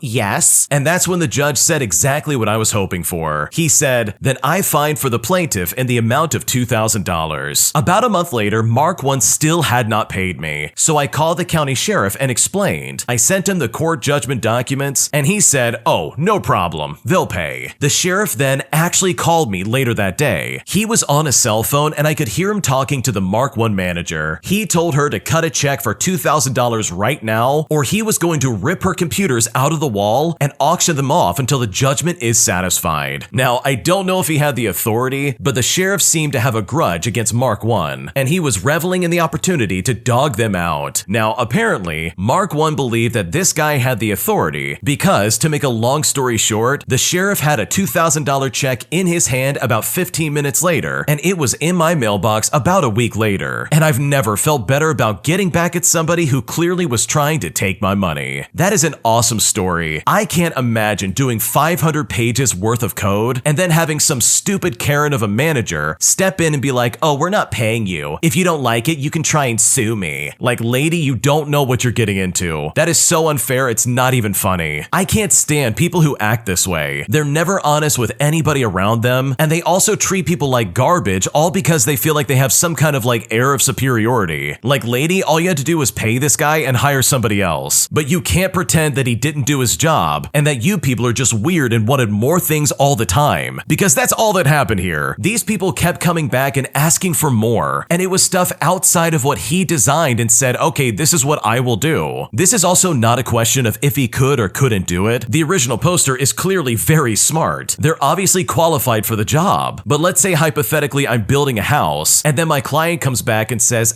"We don't like that house, build us another one." I would be like, "Okay, well, pay me for the first one first, and then we can talk about a second one." Because that's basically what happened, and it's honestly crazy that they didn't pay this guy. So good for you for getting your $2,000 and shoving it right in their face, because these people absolutely suck. And I'm absolutely convinced that if you did not get a judge involved, these people probably never would have paid you. If you like Am I the Jerk, you're probably going to love Am I the Genius. Check it out, link down below in the description. Also, go to AmITheJerk.com/submit if you would like to submit your own stories. My parents are currently telling me to not come home for Thanksgiving break, all because I went to a debate tournament. And right now, I'm so frustrated, I seriously don't know what to do. Here's what happened. I'm in college right now, and I live away as I dorm. I'm also in my college's debate team, and this weekend we had a debate tournament at a school a couple hours away from us. I actually live in the same city as where the debate tournament was taking place. I was planning on going straight home after the debate tournament for Thanksgiving break. I told my family I would be home this weekend and that I had the debate tournament as well, and they were fine with it. Since the tournament was a 2-day thing, I initially asked my parents if they were comfortable having me and my team members stay over at my house. They said we didn't have the space, so I looked for accommodations elsewhere, and by that I meant a hotel. My debate team then looked for hotels, but we were gonna be there Friday night in a big city, so we decided to stay at another team member's house who also lived in our same city. Anyways, the day comes around, which was yesterday by the way, and we attended the competition, and it all goes until 11:00 p.m. I call my parents and I tell them that I'm going to my team member's house. At this point, my dad loses his mind because he thinks that we should be in a hotel and that my university doesn't care about us since they didn't put us in a 5-star hotel and drive us out there with a big car. But I told him that's not how it works. As a club, we only get a certain budget, and we chose to not spend it on a hotel so that we could have money left over for our future expenses. He was also upset I'm staying at a stranger's house, even though it's my teammate that I've known for years, and her parents were there with us. My dad was upset and told me to find my own way home, and he was initially supposed to pick me up. My dad didn't end up picking up my calls until later into the night. Early this morning, when we arrived at the tournament for our second day here, I called my parents to let them know that I'm safe. My dad angrily told me to quit the debate team and that this would be my final tournament. I told him no, I won't be doing that, and that I didn't do anything wrong last night anyways. In the end, he told me to just go back to my college and to not bother coming home for Thanksgiving. I'm still at the tournament right now, and we leave in a few hours. And honestly, right now I'm wondering, how do I better communicate with my parents on this issue, and should I spend Thanksgiving break at school? What should I do? That is honestly awful. The way your dad and parents are acting is so like out of line. Seriously, what are they so mad about? They're first of all pretending like they care about your safety, while also being like, well, now you can't stay with us at all. Spend your Thanksgiving break on campus, see if we care. Also, I'm not gonna pick you up like I said I was going to, bye-bye. Like seriously, your parents are awful. And the fact that your dad tried to make you quit the debate team as a 20-year-old adult, that in my opinion is hilarious. This guy has no say over your life anymore. He can't tell you what you can and cannot do, and he can't make you do anything in my opinion. Sure, you can try and honor your parents' wishes as best you can, and try and have some kind of relationship with them, but if that starts to be a detriment towards you and your happiness, then it's time to take a step back. And in this instance, I don't think that would be a terrible idea. Like, your parents are very much involved in your life, which is awesome, that's really good, but it also seems like they have some kind of weird entitlement over what you can and can't do. Like, just look at your dad for example. All jokes aside, he really thought he was entitled to try and make you quit debate team, and that's crazy in my opinion. So you know what, if I was in your shoes, I would honor what they said. I would be like, okay, you want to try and act like that? Fine, I'll go back to campus. I don't need this garbage. Now, if you do that, I think there is a chance he might try to like guilt trip you into coming back to his house or some other like weird stuff like that. I personally would not be surprised if he tries to do that and tries to spin this against you, all because he said, oh, you're not coming to my house now. Which, by the way, I'm still not clear as to why he's acting like that. Like, it really seems like you were trying to just like make things work for both you and your debate team while you're going to this tournament that clearly was very important to you. So honestly, I'm so sorry your parents are acting like this, because honestly, you do not deserve to be treated like that in the slightest. My dad is constantly trying to shove his religion down my throat, and after dealing with this for so many years, I'm finally at a breaking point, and I now don't know what to do. Here's what happened. So I was closer to my dad growing up much more than I am now. My parents divorced in 2005 when I was about 6 or 7 years old, so most of my life with my parents had been back and forth trips on weekends and divided holidays. My mom had custody of me and my brother technically, but there was no separating us from our dad. It was a pretty amicable divorce. We had shared time for years, and it didn't seem to affect our relationship with our parents until I guess when I started high school. My dad used to drink a lot, but I don't remember him as a heavy drinker at all. I just remember him as my dad. Maybe I was too young to notice because my older brother remembers it more than I do. My dad met a woman who did help him sober up more, but also got him on the born-again Christian pipeline, and it completely changed his personality. My dad met this woman when I started high school, who is now his wife. When they first got together, it was fine, but quickly my dad decided to move almost an hour away from our hometown and still expected me and my brother to fulfill the same amount of visits after school and on weekends. Both my brother and I began to hate going back and forth. I remember I used to get so angry because I was constantly trying to do schoolwork on school nights after driving an hour to go see my dad. I was an honors high achiever type that had a lot of homework on his plate, and then he would get annoyed that I was paying more attention to my schoolwork than him. It became a struggle of giving my dad all the attention he wanted rather than what I wanted or needed, and because of this, I started to resent him. I resented that he didn't take me or my brother's time into account. Well, one Christmas, he made us drive an hour through a snowstorm on Christmas Eve, and the storm continued through Christmas Day as we drove home to see our mom's side of the family. My brother had just gotten his license, and I was about 13 or 14 years old. I remember that so vividly because I think that's when I realized his narcissistic tendencies. He changed so much because of his wife. He became almost like a completely different person. He isn't the dad I used to know. And when that started to happen, I also resented his wife, even though it was probably good for him that he was sobering up because of her. But I didn't recognize him anymore, and I would get into fights with both of them on visits. I hated her for changing him. I didn't feel like I could connect with him anymore. Now, me and my brother were not raised in religion. We were given the choice to choose what we wanted to believe. But once he changed, he began to try to impose all of his beliefs on us. My brother seems to be able to let it roll off his shoulders pretty easily, but for me, it drove me insane. My political beliefs as well are the polar opposite of my dad's. I'm very progressive and he is very conservative. I don't want to get into any debates on here, but I feel like this context is also important to mention because it affected my view of my dad intensely. I didn't want it to, but when it started to involve hate towards women, I felt it personally and it hurt. It's like everything I believe to him is devil worship. It's like he feels the need to save me from myself. With all of this being said, it's very hard for me to understand him, and it's hard for him to understand me. And it would be fine with me if we didn't talk about any of it, but it's like he's a missionary, and he feels like it's his duty to change me and my entire personality. I've had multiple conversations with him about how I don't want to share our beliefs anymore because it does more harm than good. It's like an incessant thing that he feels that he needs to talk to me about. I don't feel much of a connection to him anymore. It feels shallow and artificial, and seeing him feels like an obligation or a chore to me. He is trying to stay connected with me, and I appreciate that he's trying. He is trying to find basis for what we can connect on that doesn't involve religion or politics, but I can barely give him the time of day anymore. I feel guilty about it, but I'm 25 now, and I have so much going on in my life that needs my attention more. I just don't know how to connect with him anymore, and I'm okay with that, but he isn't. He is constantly trying to be in my life, and I do feel horrible about it, but I am so much more comfortable with the distance that I've created between us. Everyone tells me that I should try to stay connected more. Am I doing something wrong by not wanting him super involved in my life? What should I do? Honestly, it really seems like your dad is being super toxic right now. He's trying to force his religion down your throat, and that, in my opinion, is so unacceptable. It would be one thing if it was like an honest and sincere invitation for you to learn about what he believes, but right now it sounds very coercive and very toxic. And I think you're right. It really does seem like he's on a mission to try and like save you from yourself, but it's like, buddy, I don't believe the things you believe. Can you please lay off and let your religion be like a personal thing in your life? Why on earth are you trying to impose it on me? When parents or siblings or anybody does that to anybody else, that in my opinion is so far out of line, it's not even funny. People have free will. They can choose to do whatever they want, even if your religion says otherwise. So honestly, with all things considered, I don't blame you for pulling back, and I really don't blame you for being hesitant about coming back into his life, because honestly, the way he's been acting is super toxic, and I would not want that kind of energy in my life in the slightest. My dad constantly body shames me and makes me feel awful, and after dealing with this as his caretaker, I'm now at the point where I'm trying to move out, and I now seriously don't know what to do. Here's what happened. I have been caretaking for my elderly dad as my mom passed away several years ago, and my relationship with my dad has been strained in general because of his narcissism. It is very difficult because I am a people pleaser to a fault, but I have gotten very angry and resentful of the way that he has treated me within the recent months, and quite frankly, over the years. I'm looking to make other arrangements so that I don't need to help him anymore, but in the interim, it's been difficult. He constantly diminishes the amount that I do. He tells me that all I do is make a few meals for him, and it's his way of trying to be in control, and like he can just do it on his own. In reality, I do a lot more than that. He is elderly and has some health issues and mobility issues, and was also used to my mom doing a lot for him. He constantly is gaslighting me into thinking that I'm the problem when I speak up for myself. When he is rude to me and I tell him that he's being rude, he basically tells me that I need professional help, that I'm uncooperative, while also asking why I can't just be sweet towards him, as well as just be loving, and that I just don't do anything for him. Well, today I hit my breaking point. He's very critical of other people's lives at times, but more specifically, he's very critical of me. Today, he was feeling angry about himself in terms of pain he was feeling in his back, and he took it out on me and told me that I'm not gonna like hearing it, but that I need to take some weight off. Mind you, I'm 32 years old, I'm not a child, so I told him that it's totally inappropriate for him to try and control my life as I'm an adult now, and to just be flat out rude. I got upset and I told him that he shouldn't be acting like I'm a kid, and then he responded by saying, well, I shouldn't be acting like one then. He told me that he's a truth teller and that to him, I look like I've gained weight. I'm so tired of being criticized in every single way. It has taken a serious toll on me, and every time this happens, I feel horrible about myself. He's done things like this before. He always projects his own misery onto the most vulnerable person, which is me. I know that I need to separate myself from him and not help him anymore, which I am desperately trying to make plans to do, but finding a new place has been difficult price-wise. I am looking into caregiving services for him to use when I leave. When I do leave, I feel like I'm likely going to need to take space from him and go low contact or even just no contact altogether. My sister and he are going to Thanksgiving together to my extended family in another state, but I got invited to go to a tailgate and a football game, so I am having Thanksgiving with my friends and her family. I feel like my dad is just going to talk ill about me the entire time when he's one-on-one with my sister. It just makes me feel all around awful about myself, and at this point, I seriously don't know what to do. Honestly, this is such an awful situation. Your dad is being so toxic, there's no other way about it. He's basically taking for granted the fact that you're taking care of him, and he's taking out all of his weird frustrations out on you. And by the way, I'm sure you didn't gain any weight. He's probably just saying the one thing he knows that can hurt your feelings. He's coming after you in a way that he's probably done for a long time. So in my opinion, I don't blame you for getting out of that house. Find a caregiver, move out, and just don't deal with him any longer. Because in my opinion, you should not feel obligated to take care of somebody who treats you so poorly. An entitled Karen falsely claims that I stole her property from her Airbnb. And even though she had no evidence to back up her claim, Airbnb decided to take this entitled Karen's side, leaving us with a fake permanent review. And I've never been more frustrated in my life. Here's what happened. A couple months ago, my now husband hosted a bachelor party. He used our house as it could accommodate all of the groomsmen, and it was close to the places they'd be hitting up. My husband kindly rented me an Airbnb for that night. It was a modest suburban home and perfect for my dogs and me to spend the night. We were one of her first guests, and there were no reviews. But what's the worst that could happen, right? Well, upon arriving, for starters, I noticed 2 outdoor security cameras. There was one out front, catching both the front door and the driveway, and one out the back door into the yard. I thought to myself, awesome. I was cool with these because I thought if anything happened during my trip or even after my stay, they would know it wasn't me. The stay went great. I spent the evening snuggling with the puppies, eating takeout, and vegging out to movies. When the time came to go to bed, I noticed the pillows were these fancy, weird-shaped pillows. I was poking around and found 2 normal human pillows in the closet by the bed. I thought to myself, nice. So I tossed them on the bed and I went to sleep. The next morning, I loaded my dogs in duffel bags, which was visibly floppy from being mostly empty. I left the 2 extra pillows on the bed so she would know to wash the pillowcases. They were under the comforter of the remade bed, but I assumed that she would use her eyeballs when she changed the sheets. I got home and my husband left them a great review. Well, about a week later, my husband gets some concerning notifications from his Airbnb app. This host actually claimed that I stole the 2 normal pillows from the closet and is now charging him $90. She also left a horrible and scathing review so other hosts could see that we steal stuff. My husband assured her that we didn't steal anything. He tells her to check the bed and also her camera so she could see that nothing I left with could possibly contain pillows. She responds that I must have found a way to sneak them out. Again, I'm thinking to myself, what are you talking about? We appealed this to Airbnb, but because they never got the camera footage that the host had, they ruled against us. By this time, we figured we could redeem ourselves by editing our rating of the house to explain this very issue and warn other potential renters that this place is sketchy. But unfortunately, we discovered at that point that we could not change it, because of course we couldn't. And now future hosts will have to worry about us stealing. We paid the $90 and my husband left a comically petty note suggesting that she change her used sheets at some point and that when she does and sees her precious pillows, to send our money back and give us an apology for her awful behavior. Wow, what an entitled Karen. Seriously, that is an awful way to do business. I can't believe that someone would seriously act that way and accuse you, out of nowhere mind you, for stealing something from their house. It's also insane to me that she could get away with this without any kind of evidence. Literally, she just said, wow, they stole from me. And Airbnb is just sitting there like, yeah, you're right. They clearly stole from you. Don't send us any camera footage to, I don't know, validate your claim in any kind of way. We're just gonna believe you instead and assume you're not lying through your teeth. Like seriously, this system is so messed up. Like what happened to due process or proving your case? Why would you automatically assume the host is telling the truth when there's no evidence to back up anything they're claiming? So that truly is a shame that you didn't have any justice in this situation, because this entitled Karen of a host was clearly lying through their teeth. They saw that their pillows were misplaced, so they took that opportunity to try and act like you stole it. That is such a toxic thing to do, and that entitled Karen is a massive jerk. If you like Am I the Jerk, you're probably going to love Am I the Genius. Check it out, link down below in the description. Also, go to AmITheJerk.com/submit if you would like to submit your own stories. My entitled mother has this weird habit where she will invite herself over to my apartment just to spend the night. And after dealing with this for so many years, I'm finally at my breaking point. And at this point, I seriously don't know what to do. Here's what happened. So I moved out when I graduated college to work at the Capitol 2 hours away from my mom's house. I've moved 3 times now, and each time I move into a new place, she goes out of her way to come up with some excuse just so she can spend the night there. Long weekends, holidays, vacations, it's always the same. She says to me, let's spend the night at your apartment. It doesn't matter if my contract says I can't have people spend the night. It doesn't matter if it's a 1-bedroom apartment. It doesn't even matter if I have roommates. She just decides it's fine to impose on my living space, and of course, drag my older brother along, making my situation even more inconvenient. I only have one twin-size bed, but she always has a solution. She has an air mattress, which can barely accommodate 2 grown men, or my obese mother and one of us, while the other takes my bed. No space in my bedroom? Not a problem. They will sleep in the middle of the living room, inconveniencing everyone else in the apartment. Each time I've shut down the idea, but she will find any and every excuse to demand again. She doesn't even ask if it's okay. She just asks me, "We can spend the night at your new place," and doesn't even say anything about the sleeping arrangements, as if it's only natural that she's staying at my place, whether I like it or not. She has done this more than 10 times since I first moved to an apartment. It's one of the main reasons I've never given her any gate access or keys to my apartments. I currently have a roommate whom she knows personally and didn't even think that maybe she should ask for permission from the 2 people living there. This isn't the only thing she does in terms of not respecting my boundaries. There are times I drive her places, and if a friend says they need someone to drive them home, she will just speak up and say, "Oh, my son can drive you home. He brought me here, so it's fine." And then I look like a complete jerk after I had to let the person down easily and tell them that no, I actually can't drive them because I have other things to do, or I simply never agreed to that. I've talked to her about respecting my boundaries, and she either gets mad at me because she's my mother, or she cries that she's losing her son because I told her no. I'm losing my mind. It feels like I have to remind her that I'm an independent person, and she can't make any decisions for me. And the few times she understands she needs to respect my boundaries, she only accepts that specific boundary that specific time. It's like her brain can't comprehend that when I say she needs to respect my boundaries, it applies to all of my boundaries, not just that specific time. I honestly need to figure out how to get through her thick skull, because at this point, I seriously don't know what to do. Yeah, I can understand where you're getting frustrated here. It seems like your mom is just completely walking over your boundaries. Like she just assumes because you're her son, she can show up whenever she wants and just inconvenience literally everybody in the house, whether it's just you or your roommates. I know if I was your roommate, I would be very annoyed. Suddenly your mom's here taking up the entire living room? Like seriously, could you at least ask me first? Your mom seems incredibly inconsiderate in that way, because she's not thinking about anybody else, but instead it's almost like she's idolizing some version of you that you simply are not anymore. For context, the original poster is 32 years old, and I bet what's going on here is that the mom still sees you as her little boy, which I'm sure is endearing in some kind of way on her part, but the reality is that it's really annoying for you. You have your own place to stay in. You have a job, you're trying to make ends meet, but she's constantly trying to come in and basically invade your space. And that's really annoying. That would really frustrate me as well. So I think just learning to say no and really putting your foot down and saying, "Hey, I can't have you come over whenever you want," or at least really determining and saying, "No, you cannot cross this boundary with me." Doing something along those lines I think will go a long way, because eventually and hopefully she will get the picture that no, she can't just show up whenever she wants. And if she does show up, she has to either get a hotel or at least ask first before coming over. Like, I don't know about you, but if I'm visiting somebody, I would rather stay in a hotel room than sleep on some stupid air mattress in the middle of their living room. So hopefully all of this can get worked out in some kind of way where your mom is understanding of what you do and don't want her to do. Because right now it really seems like she's not considering how you feel about this at all. And hopefully that can change sooner than later. My fiance's best friend copies everything that we do. And after dealing with this for so long, it's honestly getting exhausting, and I now don't know what to do. Here's what happened. I want to start off by saying that overall, I'm feeling a bit frustrated, confused, and like I have no one to talk to about this. My fiance has a lifelong best friend. They work at the same office, they have extremely similar college majors, and their best friend's apartment is in the same building as our apartment. Before I met my fiance, he and the best friend were roommates in the first unit. Then my fiance and I moved into a different unit to begin our lives together, and I'm currently struggling that his best friend seems to copy everything that we do. We moved in together, and he tried to move his girlfriend of 1 month in with him. We got a realtor to look at houses, and the very next day, he also had a realtor, and they were touring some houses. We arranged a meeting with a mobile homes dealer, and he booked an appointment for the same day 30 minutes before us, which resulted in our appointment being rescheduled. We thought about getting a duplex, and he toured a duplex that week. We offered on a beautiful house, and he offered on a house a few weeks later. My fiance and I also enjoy hiking, so now the best friend is trying to get his girlfriend to go hiking as well. My fiance proposed and we celebrated, and then this guy buys his girlfriend an engagement ring. We We then took a break from house hunting and paid a massive chunk of my fiance's student debt off. As soon as he told his best friend, he paid off even more of his student debt than we did. Finally, last night we decorated for Christmas. My fiance was super proud of our festive home and sent some pictures over to the best friend. Well, this afternoon, his girlfriend came over to help him decorate the apartment today. In the past, he only ever put up a mini Christmas tree in his room, so this really seems out of character. In the end, I know I can't control what this person does, but I can't help but be a little concerned and a bit discouraged by the constant copying. The best friend also makes jokes that when we have a kid, he'll have a kid with his girlfriend so they can be best friends. Perhaps it is just a joke, but the track record suggests otherwise, and I really don't want our decision to have a child to impact someone else's life like that. Overall, I don't want the life we lead to influence the path his best friend takes. I want the best for all of us, and I would appreciate some perspective, even if it's just that I shouldn't care or think about it. What should I do? I think what I'm gonna say is probably not gonna be useful like in the slightest, but I seriously don't think there's anything you can do about this. It really seems like the best friend wants to stay in your fiance's life for as long as possible. They are clearly really good friends, and it sounds like he wants to emulate your life because he probably looks up to you in some kind of way. And let me try to dispel your fears. This guy would have to be actually insane to try and set up having a kid at the same time as you and your fiance. Like, that's a hard line in the sand that I just don't think he would ever try to cross. But when it comes to him decorating at the same time as you guys, or even looking for a house at the same time or paying off student debt, there is unfortunately not much you can do other than just not tell him what your plans are. Because it sounds like once he finds out about what you're doing, he then says, oh, I'm gonna do that too. And honestly, with all things considered, I don't think this is any kind of like deal-breaking situation in my opinion. Sure, he's literally copying everything about what you guys are doing right now, but I really just can't see him doing that in the long run. Now, if this guy was doing this for like several years and was like obnoxiously following everything that you guys are doing, that would be really creepy, and I'd be like, yeah, let's move and get out of here. There's no way I'm putting up with that for another year. But for now, it seems like this might be just like a temporary thing, because maybe he's just excited for you and your fiance. And also, when it comes to you influencing his life choices, I think you've really got to take a step back here. This best friend is 100% in control of his own life, and if he really chooses to follow in you and your fiance's footsteps, then he can try and do that. But those footsteps, no matter what, are still his to make. You are not responsible for anything he does or doesn't do in his life, even if he is trying to copy you. And there's no way he could try to blame that on you, because it's not like you're telling him to do that. It's not like you scripted out everything that he should do. This guy's just straight up copying you and your fiance. So I know if I was in your shoes, I would choose just to ignore it. I would take it as a sign of flattery that my life is clearly so important that they want to emulate it, and then I would just leave it at that and move forward with my life. Because honestly, who cares what this best friend thinks? He doesn't control what you and your fiance do, and if he really wants to try and follow in your footsteps and copy everything that you're doing, then honestly, so be it. You're not responsible for it, and in the end, if he does end up messing up, then all the blame will squarely land on his shoulders. Am I the jerk for telling my friend's boyfriend that he shouldn't have been allowed to eat any of our food after he didn't contribute anything to our meal that we planned out as friends? Here's what happened. So some friends and I decided to do the trend where we have a dinner and everybody brings a food that starts with the first letter of their name. There's one friend of ours that's a bit of a moocher. Whenever we go out, she never pays for stuff. Whether it's the dinner bill or tickets for the movies, we always end up paying for her. But everybody accepted this and doesn't really have an issue with it. However, recently it's become worse. She's been dating this guy for a couple of months, and she brings him everywhere with her, even when he's not invited. So now we have to pay for 2 people instead of 1. Also, I feel like I have to say that they have jobs. They're not struggling. It would be different if they were broke, and then of course I wouldn't mind. But yeah, we had the dinner last night and everybody brought food and put a lot of effort into it. These 2, however, showed up with absolutely nothing. Not even a bottle of soda. We were annoyed, but nobody said anything. It wasn't until the end of the night when they were leaving that I cracked just a little bit. The friend's boyfriend was taking home all of the barbecue ribs that were left over. I repeat, he was taking all of it, and it was a lot. Like, come on, be considerate at least. He emptied the entire tray of ribs into a container, and that's when I politely asked him. I said, can you not take all of it? The others might want some as well. He then got all defensive and said to me, why are you treating me like I'm stealing all the food? I clarified that I never said such a thing, and that I only asked that he didn't take all of the food. He then got angry, plopped the ribs back, and said, fine, I don't need your food. To which I replied by saying, it Kinda seems like you do. And to be honest, you shouldn't have eaten at all since you didn't contribute again as usual. Then my friend came, took him, and just left without saying anything. And now, apparently she's angry with us, but mostly me. Most of my friend group doesn't think that I did anything wrong, but there are a couple who are saying that I shouldn't have said anything. The thing is that I didn't even say anything to my friend because I don't mind that she doesn't contribute. Her boyfriend, though, was really irritating me. He eats the most food but doesn't contribute. He drinks the most alcohol but again, doesn't contribute or do anything. He'll also order really expensive meals and then doesn't pay anything towards the bill. I guess I got a bit annoyed and I just finally snapped at him. I tried to call her up to clarify that I don't have any issue with her, but she is currently ignoring me. And at this point, I'm wondering if I'm the jerk and if I should have just left this all alone. Yeah, this is one of those situations where someone was very blatantly mooching off the group, and they know that they're mooching off the group, but as soon as somebody vocalizes that, suddenly it's a problem. Suddenly, just like this boyfriend, they're gonna get so defensive and be like, wow, now I'm not gonna take any of it. And this is all because you're like, hey, could you not take all of it? Are you kidding me right now? Which really is not that big of a request. If you want to take some, sure, but taking all of it seems really selfish. And couple that with the fact that the girlfriend doesn't even pay for her stuff either. And it really seems like there's some kind of trend going on where these people feel like they can just take whatever they want whenever they want. And that, in my opinion, is so inappropriate and not okay. So I think you're completely justified to call him out. It seems like he's only there to get free food, all because his girlfriend also gets free food. And while we're on that topic, that female friend had better start getting their act together. Seriously, why are they acting like they have no money or never even making an attempt to pay for stuff when they know they can? They work, they both have jobs. It's not like they're struggling or anything like that. Instead, it really seems like they're just taking advantage of their friend's generosity and they're saying, oh, free food? Yeah, count me in, let's do that. I'm really surprised your friends, especially in these unique scenarios, are allowing her and now her boyfriend to act this way. That seems really counterintuitive to the group as a whole, and I would be really frustrated if I was in that situation. If this happened maybe once or twice, I would be understanding and be like, yeah, sure, come along and eat and I'll spot the bill or whatever. But it sounds like this keeps happening, and at that point, it really leads me to believe that she's just taking advantage of your situation. So I really think you were in the right to call him out because he was going to take all of the extra food that nobody ate. And the fact that he did that all without even asking first, in my opinion, is like icing on the cake because it flat out proves how entitled these people really are. And I do not blame you for confronting him about this subject. An entitled customer gets incredibly picky, refusing to take no for an answer and all around causing massive problems and headaches for me. So I decide to maliciously comply and look for the very thing he kept asking for, wasting his time in the process and showing him outright just how annoying he truly was being. Here's what happened. So where I work, we register cars and issue plates according to what we have in stock. It's a common question for people to come in and ask for specific number tags. And normally, if I have anything applicable, I'll try and accommodate as best as I can. Well, cue the entitled customer as they come in. He hands me his paperwork for his car and a temporary tag. He then asks me for a plate with very specific numbers. I say to him, okay, I just restocked and I'm 99% sure I don't have those specific numbers. And of course, instead of accepting what I just said, the entitled customer wants me to check to see if we have those numbers. But I say to him, no, we go by what we have in stock. I told him he could go check up and down with all of my coworkers just to see if they have any of those numbers, but it's slim pickings that anyone is going to have the exact number plate in their drawer. Eventually, he quiets down while I work his paperwork up. He then says to me, are you sure you don't have those numbers? Even if it's not the exact sequence, I just want those numbers. I say to him, sir, I can assure you, I do not have those specific numbers. Please go ahead and sign here. But this guy was not taking no for an answer. He said to me, yeah, but it's just an important number for me. Are you sure you can't check? I said to him, I just restocked my drawer. I don't have those numbers. Thankfully, he says okay, and I finish up the paperwork and start typing. I get to the very end and I tell him what his total is. I tell him that we take cash, card, check, or money order, and I stated that the plate is already picked out. He then says to me, okay, but are you sure you don't have those numbers? Now, at this point, I'm just fed up. I've been lenient with the 5 times that this guy has asked me, so he really wants me to search and find it? Okay, fine. I pop open my drawer and I go through the first rack of plates. This is a pretty hefty stack, enough to make a solid thump on my desk. I look at him and I say, okay, let's take a look. How about it? He then tries to backpedal. He says to me, oh no, you don't need to. But I say to him, oh no, I insist. I go through them one by one. and wouldn't you guess it, I couldn't find a single one with those specific numbers. Now, by the time I'm done, the entitled customer is saying, okay, I'm ready to pay, but I completely turned Billy Mays here, and I said to him, oh, but wait, sir, there's more. And it was right then that I grabbed a second stack of plates. Now, the entitled customer in question eventually got the hint that I didn't have a specific plate because he ended up paying and left saying that it was a cultural thing for good luck. I kind of felt like a bit of a jerk there, but I am not an Etsy artist, meaning that I do not do custom orders. What we have is what we have, and hopefully this guy remembers that the next time he tries to be picky. Yeah, that customer was being super obnoxious. There is no reason for them to be acting like, oh, can you just check in the back? Buddy, there is no back. If I tell you we don't have it, we don't have it. And I think this might be something that's like in common with working customer service. It seems like people are like, oh man, you're hiding out on the good deals, right? If I keep asking and make you go to the back of the store or whatever, maybe then I can say, well, at least I tried. Like, wouldn't the customer know exactly what they do and don't have? How can you honestly be that dense where you just don't get it? So honestly, I think it's really funny that you decided to be really petty there, because that guy was really just not getting it. And honestly, he has no one to blame for his stupidity except for himself. When you subscribe, make sure to hit the bell to turn on notifications. To finish listening to all the stories, check out the playlist at the top of the description. And if you like Am I the Jerk, make sure to subscribe to Am I the Genius. Everything will be linked down below in the description.